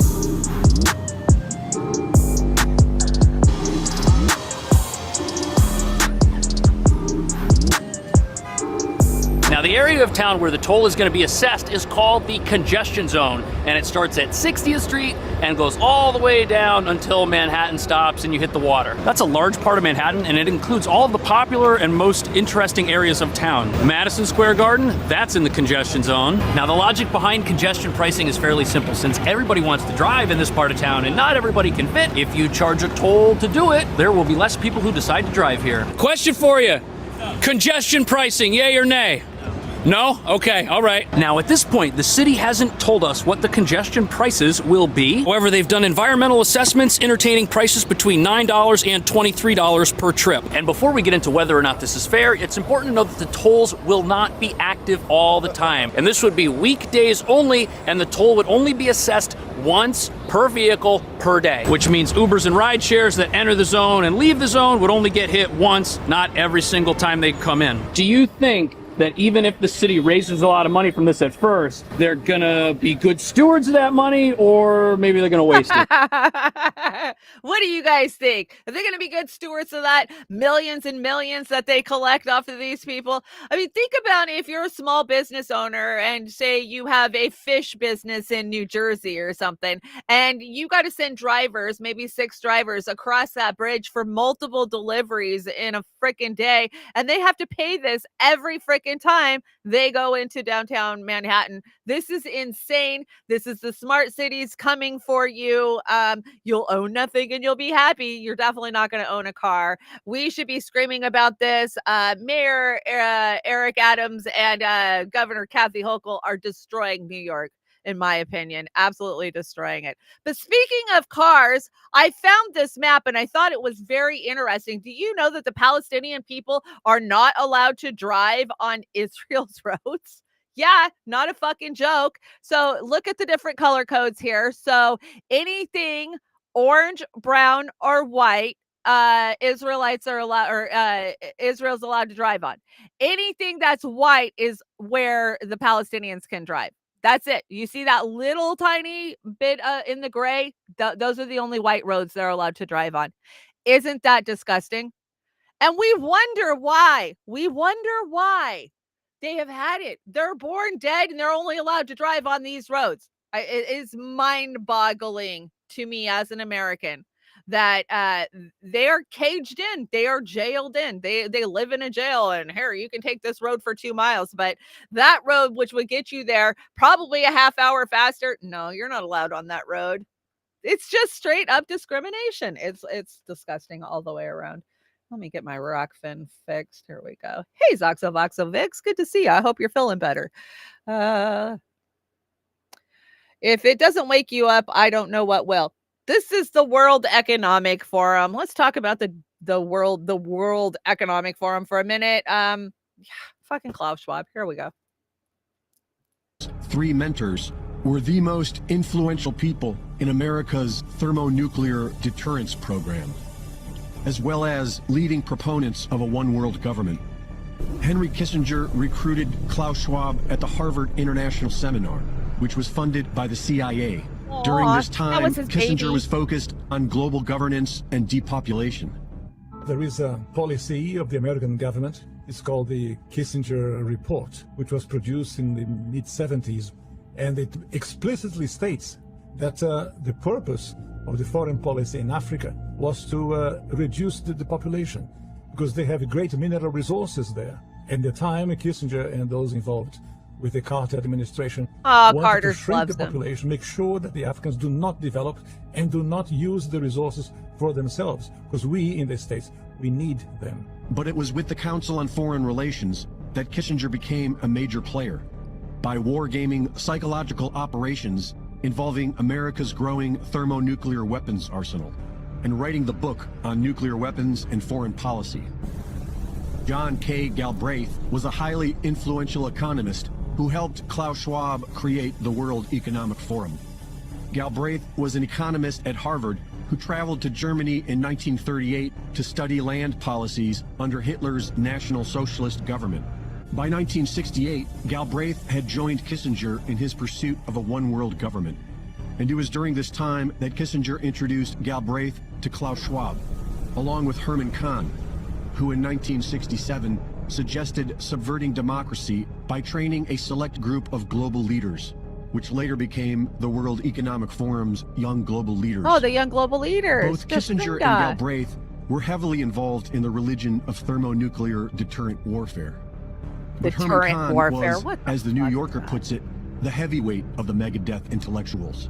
By the late 60s, Kahn was pushing for a European Union and joined Galbraith in 1970 on a European speaking tour to support Klaus Schwab's recruitment drive for the first European Management Symposium, now known as the World Economic Forum. And while they were doing that, Klaus Schwab helped merge his father's nuclear weapons company into a company that he then directed to illegally build nuclear weapons for the South African government. And in this Unlimited Hangout investigation, the past that Klaus Schwab has worked to hide is explored in detail, revealing the involvement of the Schwab family not only in the Nazi quest for an atomic bomb, but apartheid South Africa's illegal nuclear program. Especially revealing is the history of Klaus's father, Eugen Schwab, who led the Nazi-supported German branch of a Swiss engineering firm into the war as a prominent military contractor. That company, Escher Weiss, I don't know, would use slave labor to produce machinery critical to the Nazi war effort, as well as the Nazis' effort to produce heavy water for its nuclear program. Years later, at the same company, a young Klaus Schwab served on the board of directors when the decision was made to furnish the racist apartheid regime of South Africa with the necessary equipment to further its quest to become a nuclear power. And that's pretty much the synopsis of what this goes into. There's a lot of information here with a lot of deep dives into very specific documents and things. Obviously, a lot of research has gone into this, so I would suggest you read through it. In 1972, the Club of Rome published The Limits to Growth, which planted the seeds of the depopulation agenda. And while Kahn, Kissinger, and Galbraith helped Schwab get started, what really brought him the international support he was hoping for was when he introduced the ideas of depopulation. In 1972, the Club of Rome's founder was invited by Schwab to make the keynote speech in 1973. As controversial as it was, even Herman Kahn opposed it, the World Economic Forum suddenly caught the attention and financial support of powerful elitists everywhere and blew up to what it has become today. Yes, it has. I just wanted to point out that Klaus is the demon spawn of Kissinger. Why is it 50 fucking years later we're still pushing their idea of a foreign policy for the rest of the world, right? It is because the World Economic Forum and the Bilderberg Group and the other trilateral fucking groups have wrangled control of our foreign policy and have had it set forth for my whole life. That meeting, I was 6 months old when that meeting happened, and here we find ourselves. Yeah, the epitome of evil, the Fourth Reich. I see a lot of you saying the Fourth Reich in the chat. Abso-freaking-lutely. And they're killing our businesses, right, with shit like this, which is the ESG, which doesn't seem to be working out well for a lot of these big corporations, right? We've seen a lot of them kind of pedaling back their ESG stand. So yeah, let's just check out ESG. We've talked about ESG many times, and you've probably heard of this. I gotta switch it. Here we go. Thing called ESG. ESG, or environmental social governance, is an ambiguous method used to encourage corporate responsibility that has quickly gained popularity. But in practice, ESG is a Trojan horse used by partisan activists to drive their progressive agenda through economic coercion at the expense of American companies and your retirement. Under environmental progressives' green agenda, misguided climate change policies have been weaponized to dismantle the American energy industry, create global insecurity, and to attack small businesses and farms.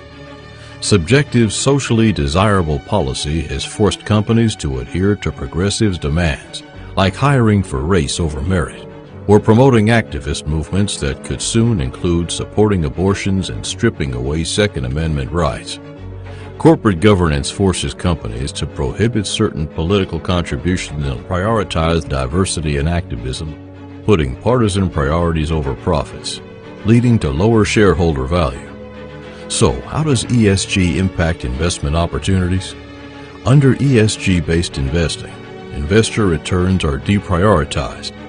American global competitiveness is damaged. Authoritarian regimes like China that don't adhere to ESG standards profit where U.S. companies suffer. And America's national security is put at risk. Remember, ESG evaluation is subjective. From the gas pump to the grocery store, ESG is putting a strain on hard-working Americans. No matter what you call it, ESG, conscientious capitalism, or something else, fiduciary duty still matters. It's time to stand up for our values. For more information on the dangers of ESG, visit ourmoneyourvalues.com. Look, we know the planet is poisoned and been stripped and mined, and, our air is unfit to breathe. Our water is unfit to drink. Our food is fucking poison. We know this. And as what I thought I was calling myself a progressive 10 fucking years ago, I was fighting against. But I wasn't fighting for this shit at all. ESG has hurt America businesses over and over and over, whether it be a small business because they can't keep up with the ESG, they can't fit into it, right? And at the end of the day, it comes down to bad business. We're a capitalistic society, right? Capitalism's the bottom line, and the investors are supposed to drive everything. But when you give the big finger to the investors and say, we've got to shut down all of our pipelines and our reserves, well, who does that hurt? That hurts the everyday working Americans who are trying to get to their fucking jobs, right?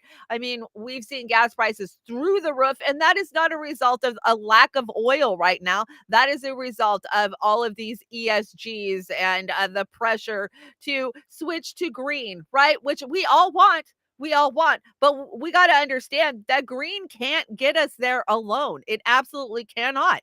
The cars, these smart cars that we're buying, they get plugged into a fucking wall, which is what?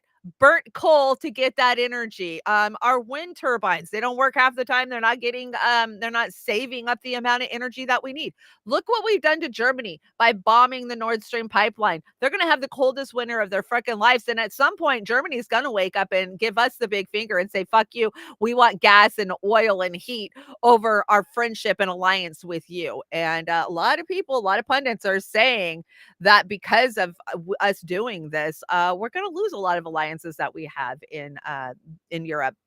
So Benjamin Netanyahu, look at this. The president of Palestinian National Authority, chairman of the Executive Committee, Palestine Liberation Organization. Guess what? He is part of the World Economic Forum, along with Benjamin Netanyahu. They all are. So fuck the WEF.org. Yes. It's all one big party in the club, and we're not invited, right? Because there's too many people on the earth. What is years? As if things. I guess we'll just watch it together. I don't remember what this is. When I put 75 slides on the deck, I don't remember all of them. So let's check it out. Didn't seem apocalyptic enough already. Scientists reported that a horned comet, 3 times bigger than Mount Everest, exploded and is hurtling toward Earth. Yep. The blast originated on October 5th from 12P Pons Brooks, a cryovolcano. So for the uninitiated, this is a cold volcano which erupts with ice instead of fire. So this particular comet measured a whopping 18.6 miles in diameter, the size of a small city. For reference, Mount Everest, the highest mountain on Earth, is just over 29,000 feet high, or about 5.5 miles. The British Astronomical Association, which is closely monitoring 12P, were made aware of this explosion after noticing that it appeared dozens of times brighter due to the light reflected by its coma. And the coma is the cloud of gas surrounding its center. This instance was particularly unique because the Arctic blast created the shape of what looked like horns, like some intergalactic Beelzebub, or some experts have compared it to the Millennium Falcon. So the cause of this horn shape is unclear. Now to the story many woke up early today for to.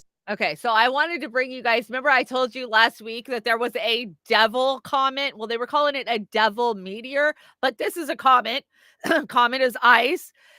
And yeah, it is called 12P, and apparently it looked like a devil when it shot out, and it is heading towards Earth. Sometimes we get missed by a couple of days, like the last one missed us by 4 days. I don't know how they break that down, but you guys might get your wish, and it's not going to be a giant meteor. It's going to be a giant comet that's headed for us. So I will keep an eye on this. I don't see a lot of people covering this, and I looked around. It took me a while to figure out, is that thing still coming at us? Why is nobody talking about it? Well, think about it. If there was a giant comet that was going to hit the Earth next Wednesday, do you think our government's going to tell us? No, there's going to be mass chaos, mass panic. Nobody's going to give a shit about laws or rules anymore. So even if there was a dinosaur ending killer comet headed for us, they're not going to tell us. So I guess we'll all just be surprised when it gets here. They say, though, we will be able to see it because it's going to be that bright. Randall Carlson is a good place to learn about the things hitting the Earth. I love Randall Carlson, him and Graham Hancock. Graham. I love those guys. They are in Western Washington, Eastern Washington a lot because we have the Scablands.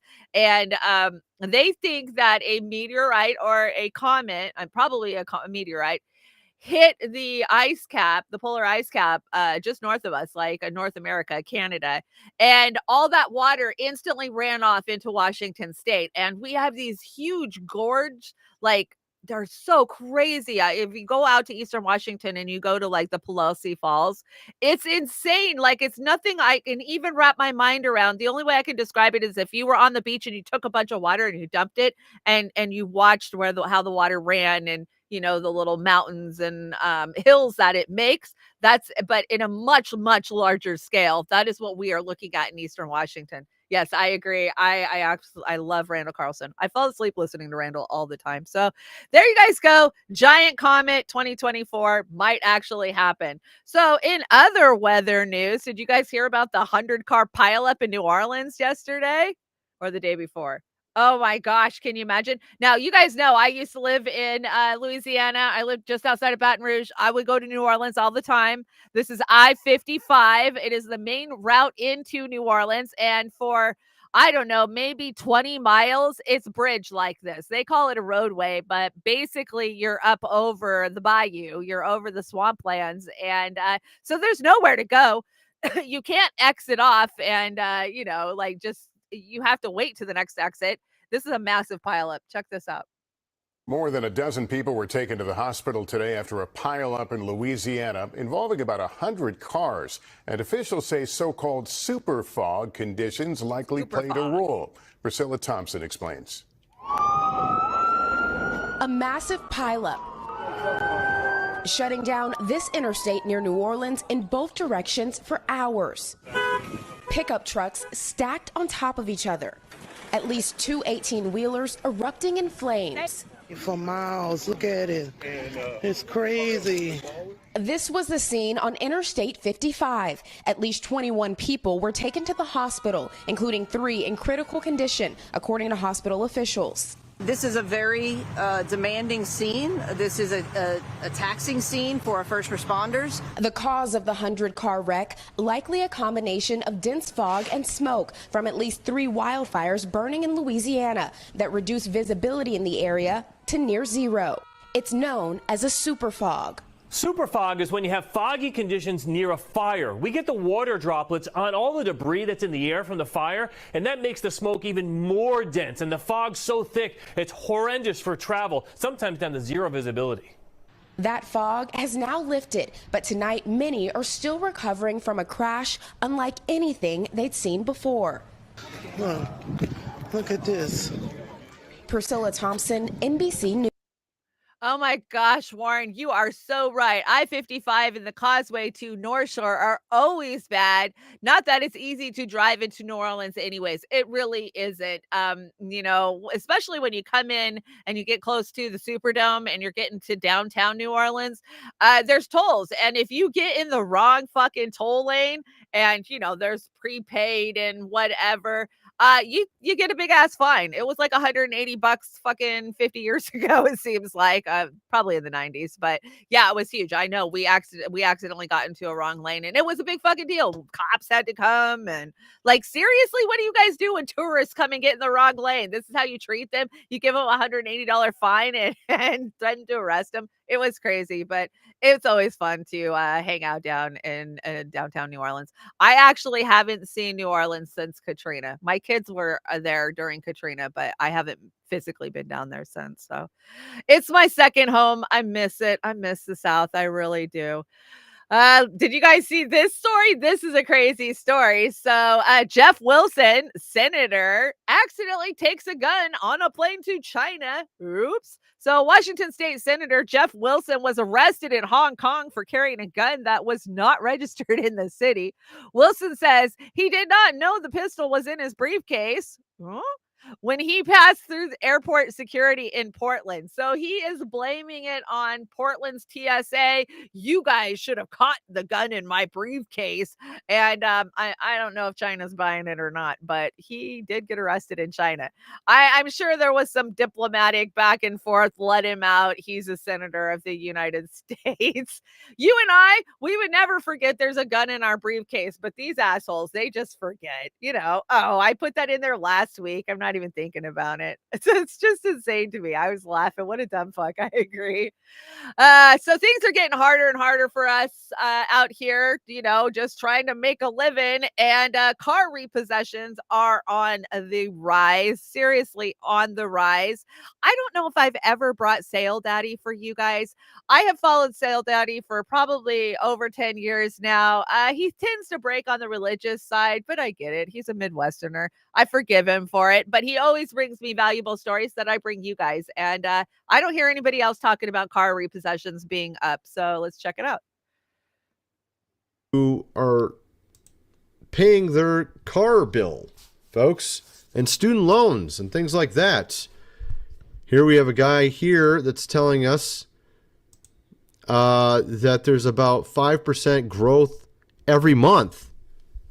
5% increase in people delinquent on car payments monthly. This is what he's been seeing over the last few months. It continues to rise every month. 20,000 repossessions every day. That sounds like a lot of cars. I don't know about you, but that doesn't sound like a small amount of cars. Considering Fiat is only sold like 400 cars this entire year, and we have 20,000 repossessions every day. Obviously, Fiat's not the only car on the road, but so there you are. You will own nothing. You will drive nothing. And that is the future that we're going into. Car parts on the rise, if you can even get them, because a lot of times they come out of China, right? So even for an older car like, most of us have, getting it repaired, and mechanics. We've lost so many mechanics during COVID because they were small businesses. Most mechanic shops are small businesses. And the price of new cars is through the fucking roof. Try to buy a new car for, I don't know, under $30,000 ain't going to happen. And even then, once you get that car payment, 6% of people are not paying their car notes now. They're just going to take cars away from us. And this is how they are slowly doing it, right? Cut the supply down. They don't have cars that they can access, and they're not going to be driving cars. And that's the future that we're at. Take your house, take your car, but hey, you're going to be happy and eat the bugs, right? Oh my God. I was at the store the other day, and Tyson chicken, the chicken strips, the frozen ones, They were on sale for $4.99 at Safeway. Now, you tell me why they would be $4.99 at Safeway, because normally they're like $15 a fucking bag. Well, that report that Tyson bought into bug protein hit this week, and I think it hit their bottom line. I just gotta say, crazy. 2019 Chevy Silverado, made in Mexico, wage $1.90 an hour. You know what? Lower wages do not mean a lower cost to the customer. Oh, hell no. All that extra money goes right into the pockets of the CEOs and shareholders, right? Absolutely. So say goodbye to your car, because that was a thing of the past. Now, riddle me this, Batman. How the hell did Walgreens and Rite Aid go bankrupt under COVID with all of that sweet COVID government money coming in? How the hell did that happen? I mean, every one of them's offering the boop boop. Every one of them is pushing and billing your insurance for the nose swab, right? So what the hell? I am so confused. And hold on, I got to fix this slide. Jimmy's stuff took over my slide. I'll just move it down here. Maybe that'll work. Okay. I think we're back. Yeah, there we go. Check this out. Why? How? Oh, then it disappears on me. Oh, it's almost like it's a Monday. Here we go. Okay, so Walgreens has announced a plan to close at least 150 stores by August of 2024. No list of locations to be closed have been released yet, but we'll keep you updated. There's about 9,000 stores, so that's roughly 1.7% that will be closing. Walgreens earnings are down 59% as of 2022, and the store closing is only a part of their cost-saving measures to increase profits. The company will also be ending stimulus funds and resuming of student loan payments. Walgreens is expected to save $3.3 billion by the end of 2023 and another $800,000 in 2024. So I do not understand. See what I mean by Jimmy took over? Like, I had that under, because you can pile these. I don't know why. I just wanted to stay on top. I don't get it because Walgreens, Rite Aid, all of these huge pharmaceutical chains, they got a ton of that PPP money. Like a whole bulk of it went to them.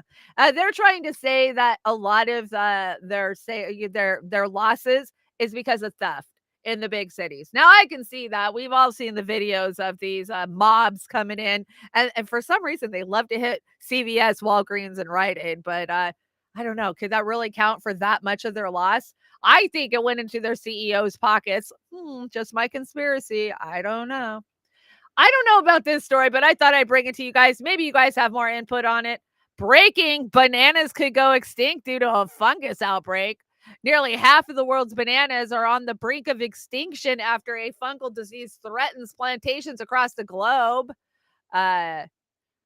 Cavendish corpse in Africa, Asia, Africa, the Middle East, Australia, Central America have already become infected by the Panama disease, a soil-borne fungus. The title of this photo is Monkey on One's Back. Love Laboratory. That makes no sense. But anyways, what do you guys think? I was just at the store the other day. I bought some bananas. They were reasonably priced. I didn't see any fungus on them.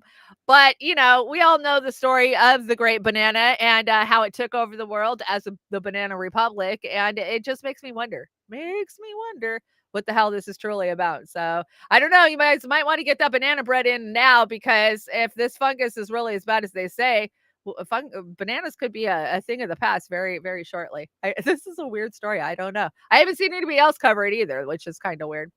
Seattle, because we're such a liberal place, is going to outlaw camping in public, and they're banning homeless people from sleeping on streets, sidewalks, and other public spaces.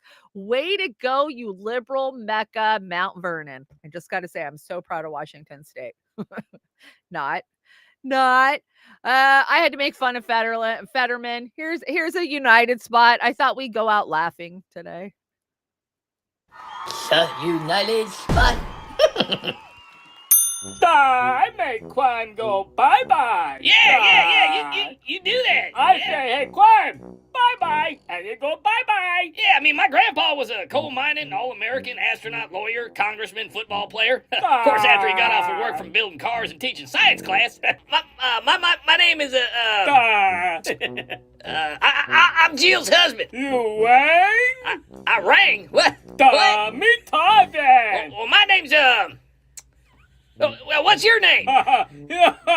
His name is John, okay? Gosh, I wish you guys would let me speak. What the heck is that? Like a little neck baby? Nobody likes you, neck Fetterman. Stay away from me, you weirdo. My neck tickle. Oh, man, Lurch. So, football is a ball. Yeah, football is a ball. That's right. I throw a ball now. Yeah, you do what you want to do, buddy. You can throw a ball if you want. I like shiny balls. Yeah, I like throwing balls to Ashley in the shower, man. She catches them. So, is your wife running for Congress or Senate? I always get them mixed up. I run for president. I'm smart. Yeah. I read computer. Yeah, you do. Yeah, you're the second smartest person I know. Hey, I was meaning to ask you, how do you get off a stage? I'm lost up here, man. How do you do it? Purple and green make the number 2. Yeah, I mean, it's like I get up on the stage and I'm like, how did I get up here? I mean, where do I go? How the hell do I get off? It's like a damn chord maze up here. I don't know what I'm doing. 3, 5, 4, 5. Yeah. All right. Have a nice day. I love the neck Fetterman. That was funny. His little boil.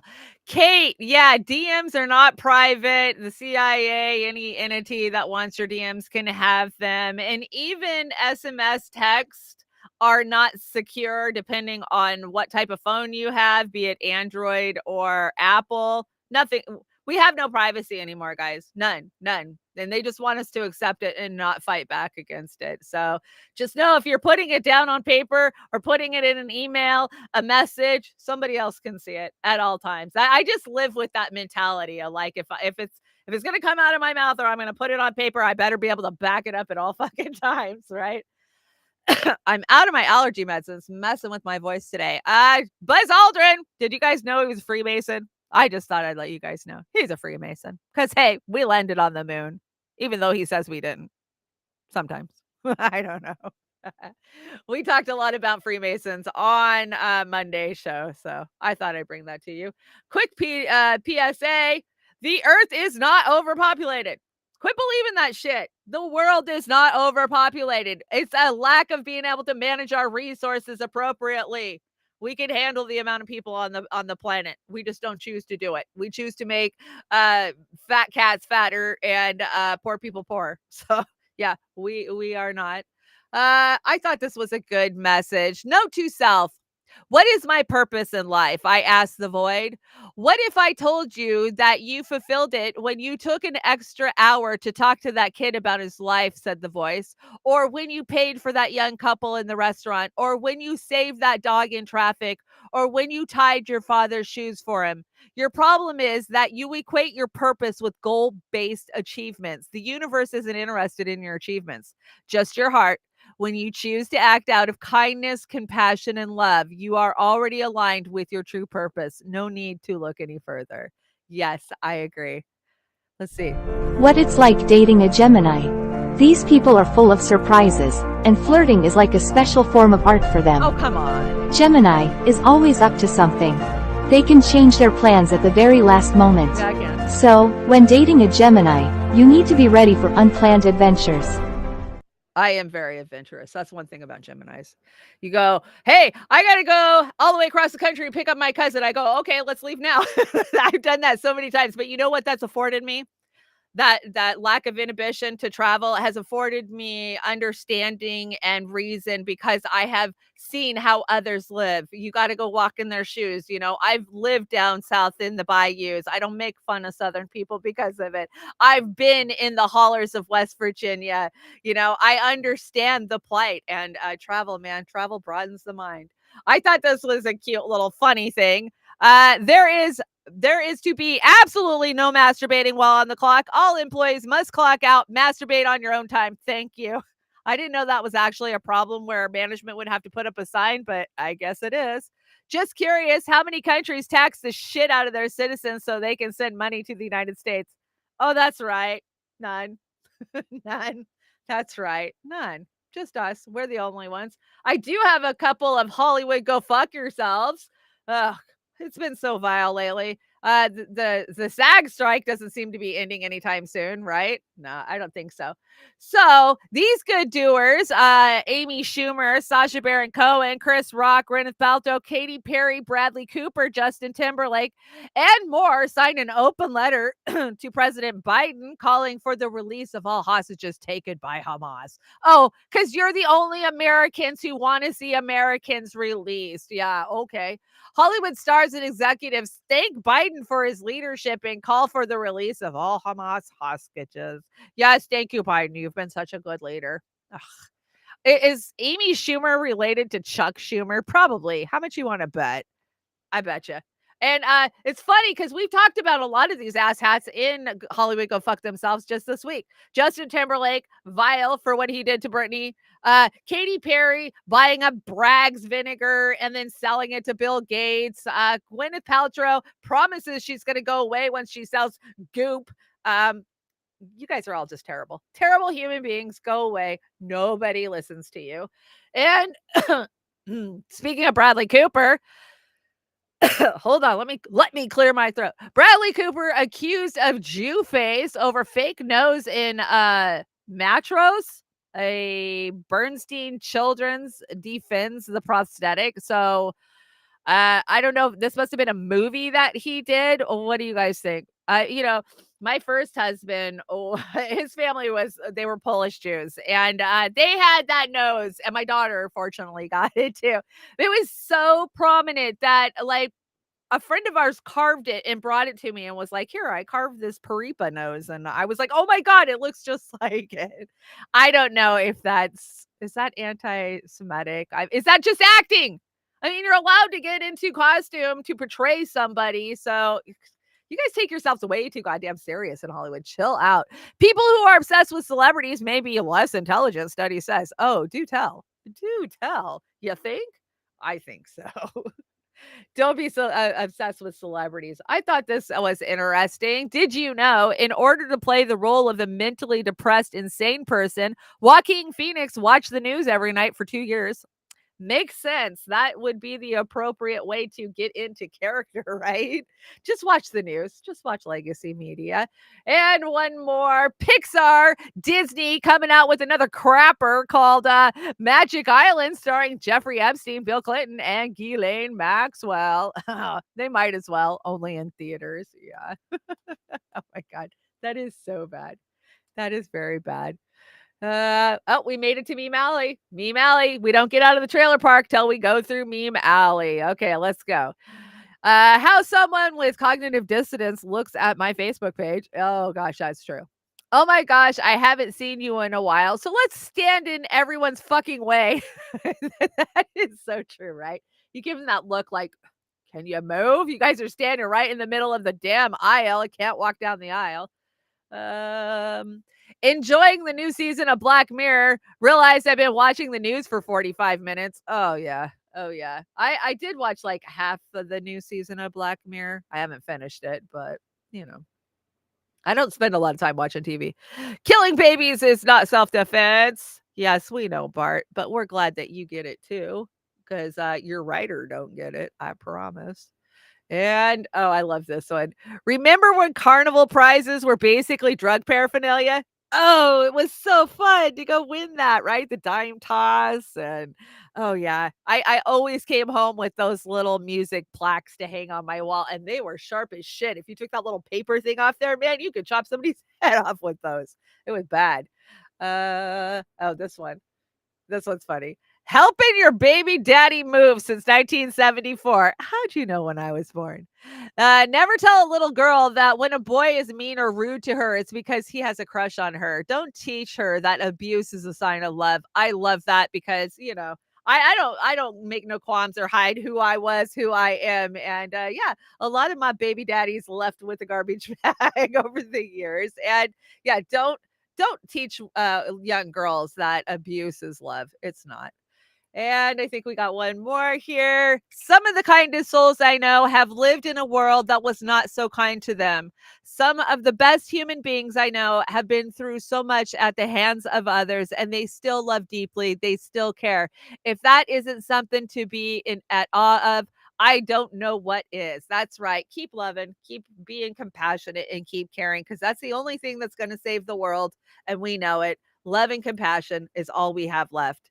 Be nice to everyone you meet. You don't know what they're going through. They could be battling spider mites at home. Oh my God. If you've ever battled spider mites, especially if you try to grow weed, they love weed. Like there's red spider mites and white spider mites. And yeah, they love to get on marijuana. The more we choose local food, the more we choose to take control of our food supply, ensuring it's fresh, healthy, and true to our roots. That's right. Get out there and hit those farmers markets. The growing season's ending, guys. We got to get what we can get now and get that shit put up there. Here is your gardening meme of the day. Minnesota, USA is paying homeowners to replace their lawns with bee-friendly wildflowers, cloves, and native grasses. Oh, hey, kudos, Minnesota. If they did that here in Washington, I'd be applying for money. But hey, if you're in Minnesota, get that cold hard cash and save the bees while you're at it. Okay, I told you, I warned you, we have one more crappy Kirby before we get out of here, because he was asked during a White House briefing yesterday or maybe this morning about Julian Assange, freeing Assange. And this is the bullshit answer he had. And then the second question is, it's for many years, you're going to meet with the Australian government, and they have supported the release of Julian Assange. Now, we haven't done so saying there were national security reasons, but for the reasons that he has been charged are basically the same efforts that many reporters use. So is there any change of heart in this administration's efforts to free Julian Assange? I won't be able to talk about extradition matters, Brian, and as you know, this is something... fair question, but this is something the Justice Department is handling, and I think it's better if you go to them on that. We have to wrap up here, Lisa. Thank you. Thank you. Ugh. I can't answer that. It's better if you go ask the State Department. Whatever, you chicken shit. I brought a little clip of him, his submission for the Academy Award nominations. You guys tell me, does he pull it off? I'm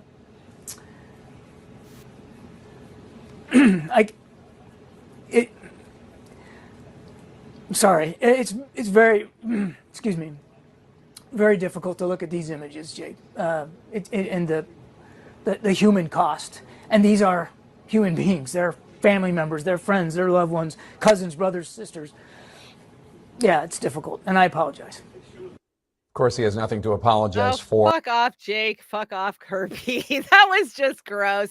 That was so freaking fake. You know, I raised 3 kids and I can smell out a faker a mile away. And that was straight. There was no tears. He was doing the fake sniffling. That's like a week old, but still just fucking gross. There's a protest in Denver I wanted to tell you about, October 24th. Oh, this was yesterday. Damn it. Sorry, guys. I hope it was good. So, yeah, they hit a couple of reps' offices and they marched to 7 News. I'll have to go out there and see if there's any video. I guess I thought yesterday was the 23rd all day. But you can write Julian Assange. Please write Julian Assange. God, I keep hoping that one day I won't be asking you to write Julian Assange, that he will be free and this nightmare for him and his family will be over. I noticed this morning that I got that clip from Gabriel Shippington. He's Assange's brother who I've met. He's an absolute sweetheart. But I tried to share it on Twitter. Immediately, it said no, it wouldn't do it. I tried to like it. It rolled the like back. This is the shit we're putting up with on X and the free speech platform, my ass. So share. Hashtag free Assange now. Those are our hashtags we're using. And yeah, let's write Assange. Do you guys know it's Silly Wednesday? That means that I shout out Joey's Coffee. And I heard from somebody, I got some Joey's Coffee in the mail and it might already be here. I don't know. But I can't wait. As soon as it's here, you got to bet I'm going to be busting out a pot of Joey's Coffee. It is so good. Joey hand roasts that after she individually picks the beans. I've seen her do it. It is the best coffee I've ever had. And I live in the Pacific Northwest. I've tried every coffee out there. And I own 2 espresso stands in my life. So I know coffee. And I'm telling you, it is good coffee. So reach out to Oz over at the Land of Oz. Send him a DM. You can email him. He'll tell you how to figure out how to order. So it's totally worth it. And it makes a great gift too, guys. Excellent gift. This is where I remind you about our Halloween party on Saturday night. Come dressed in your best costume, and we're going to have some fun. Oz is working on the tunes, and I'm trying to find funny stuff. The world's not very funny right now. We know that, but join us, and we'll be in costume, and we will have a fun time Saturday night. Just relax a little and let it go. Let me shout out my chats before I get out of here. Kurt Boss, you are getting a wrench. I promise you. If I got to go in after the show and figure out how to do it, I will do it. You are getting a wrench. Anybody else that needs a wrench, holler at me. I will try to get it set up. So let's do the Rokfin first. We got Zoxo Voxo, Vic's out there. Zoxo Voxo. Popeye. Hi, Popeye. Rumo, good to see you. Does banana fungus cure monkeypox? That's a good question. I don't know. I had a friend send me a a story, and she said, "Where the fuck is monkeypox, and why do they have a vaccine for it?" I was like, "Well, they got to make their money." Jim's here too. Fred Edwards is hanging out. So Shim, good to see you, Shim. And Amber King was in the house. Who else was here? Denver Attaway was here. I know Denver was here. Gregory Walker was here. I normally take a Claritin every day, and I've ran out because, it's the end of the month and I'm out of everything. So I can't breathe today. I think I got everybody over on the Rokfins that was chatting. Thank you guys so much. Rokfin, we love you. You're our staple. You're our go-to when YouTube beats us up and knocks us around. They're so abusive. Thank you, Rumble. We got Kate hanging out on Rumble. Hey, Kate, you got a Rumble too. Go Start. Thank you so much. And Wimple Dingle, good to see you. Bananas. Oh no, I know, right? What will we do? 420 Barquest. Is that Burquest? Yeah, I think so. Thank you for joining me. Who else is over here? Osama number 5 is hanging out in the Rumble. Hey, Osama, good to see you this morning. And you guys know I can't see these very well. I think I got everybody that was chatting on the Rumble. Let me get the chatters for the YouTubes. We got Kurt Boss and Chili Love, Catalytic Centaur, 4737 Carlin. Did I already get Jilly Love? I can never get Jilly Love enough, though. Thank you, Jilly. Jilly is our mod extraordinaire for Beauty and the Boomer. So many of you are. That's the way we roll over at Beauty and the Boomer. If you show up repeatedly into our chat, everybody gets a wrench. That way you guys can just beat the hell out of each other and we don't have to get involved in it. Vic, did you get my email, Vic? Yes, we are good. We are back. And I hope you'll come to the Halloween party. Who else is over here? Kill Your Egros. Good to see you. Uncle Warren, Extra Bola. You'll be back with the super secret show this week, right? Are you going to do a super secret show after our Halloween show? Because we will get it all set up and advertise it for sure. Who else? I think I got everybody that's chatting over there. If I didn't get you, I apologize. Come back. I'll get you next time. And we are closing with a special dedication to a friend of mine. Some of you might know her. Horse Gal. She used to be the natural progressive. She is now the natural prepper. She's always asking me to bring her Johnny Cash covers. Chris, I hope you'll show up for Halloween. Here is When the Man Comes Around. This is a great cover. Yeah, it's got some religious undertones to it. Okay, the whole song's religious, but this is just a great cover. So thank you guys for joining me. I will see you for the big Halloween party on Saturday night. Don't be late. See you then. Have a great day, fams. And I heard, as it were, the noise of thunder, one of the 4 beasts saying, "Come and see." And I saw, and behold, a white horse.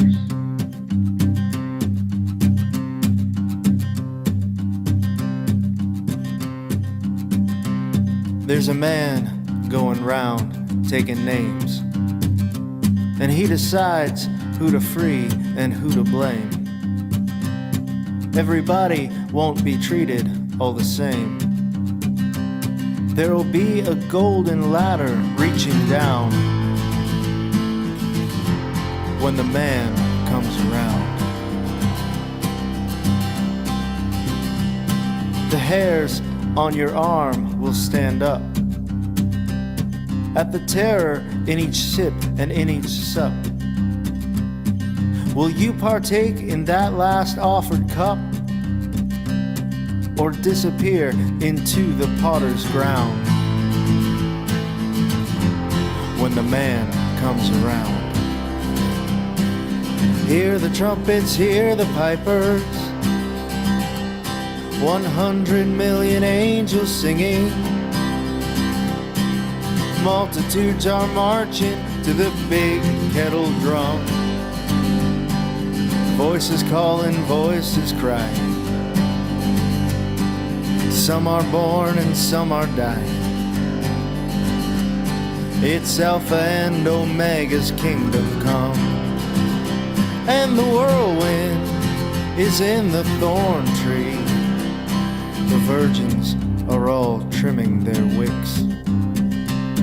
The whirlwind is in the thorn tree. It's hard for thee to kick against the pricks. Till Armageddon, no shalom, no shalom. Then the father hen will call his chickens home. The wise men will bow down before the throne, and at his feet they'll cast their golden crowns when the man comes around. Whoever is unjust, let him be unjust still. Whoever is righteous, let him be righteous still. Whoever is filthy, let him be filthy still. Listen to the words long written down when the man comes around. Hear the trumpets, hear the pipers, 100 million angels singing. Multitudes are marching to the big kettle drum. Voices calling, voices crying. Some are born and some are dying. It's Alpha and Omega's kingdom come. And the whirlwind is in the thorn tree. The virgins are all trimming their wicks. The whirlwind is in the thorn tree. It's hard for thee to kick against the pricks. In measured hundredweight and penny pound when the man comes around.